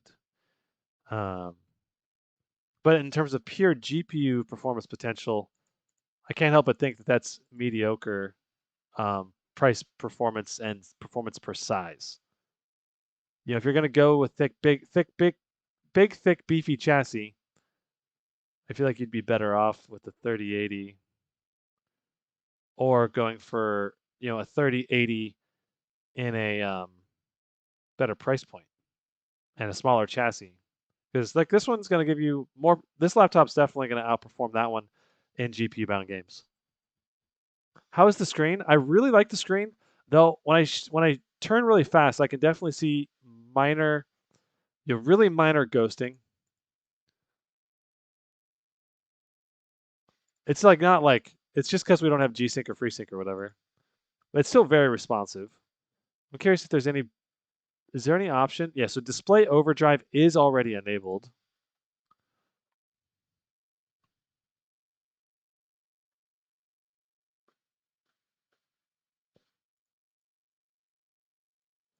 This guy is invincible apparently. Oh gosh, could not get a headshot. I should have just aimed down sights. For some reason, I always just like aim better when I aim down sights. So Valorant is interesting. Oh, I didn't check what settings we're running at too. Let's just make sure. We should be on all high. Yeah, this is all correct already. I just pretty much run the default with default high settings. Um,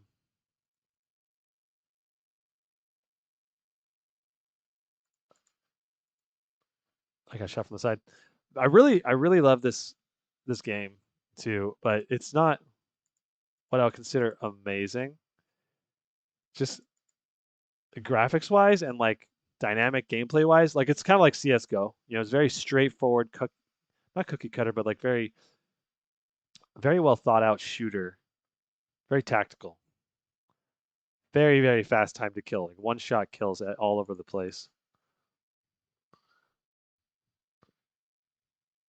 So this laptop's obviously going to be great for this game. I think a laptop with G-Sync or FreeSync would maybe be a little bit better, just because of the slight ghosting.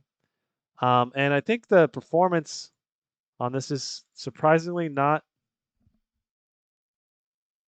It's not as high as I thought it was going to be. I thought we'd be pushing closer to 250, 300 FPS, but it's because it's CPU bound. This is a CPU bound game where we're getting almost the exact same FPS from this as we were with the Gigabyte G5 with an RTX, 3060. And it's just because it's CPU bound. So if you're just a Valorant player, you don't need to spend $2,800 to get peak performance, you know? I guess if you really want peak performance, you probably want to go with the maximum possible processor. In this case, it would be an i9.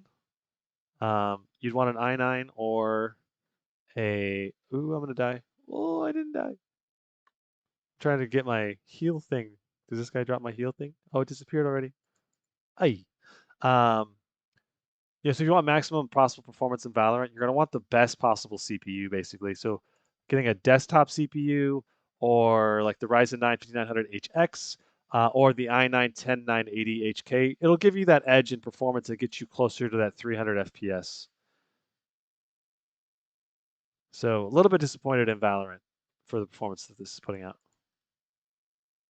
But it's still obviously really good performance. You're going to play in the game just fine.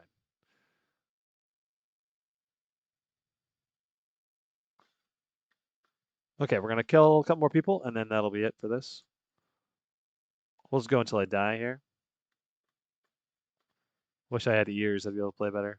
By ears, I mean hear where footsteps are, so I can turn that direction. I'm entering concentration mode. Okay, because it was the last one. All right, cool. So that's all my benchmarks for today. Let's see your chat. You have any questions? Same goes to Fortnite. Rise in well, yes, if you're playing low settings, CPU bound. Well, like we saw like 300 over 300 FPS in Fortnite. Um, but yeah, for Fortnite, I would say go with the 3060 with the best CPU you can get. It'll give you the best possible performance in Fortnite. What will happen if a laptop doesn't have a mux switch and we connect to an external monitor? And so does it use integrated GPU or dedicated one? Watch this video to explain the mux switch. Wait, exclamation mux didn't work. Any ghosting on the SCAR? No. It's got FreeSync, so no ghosting. Extremely fast response rate. Oh, there's Nightbot. Nightbot was just delayed. Okay.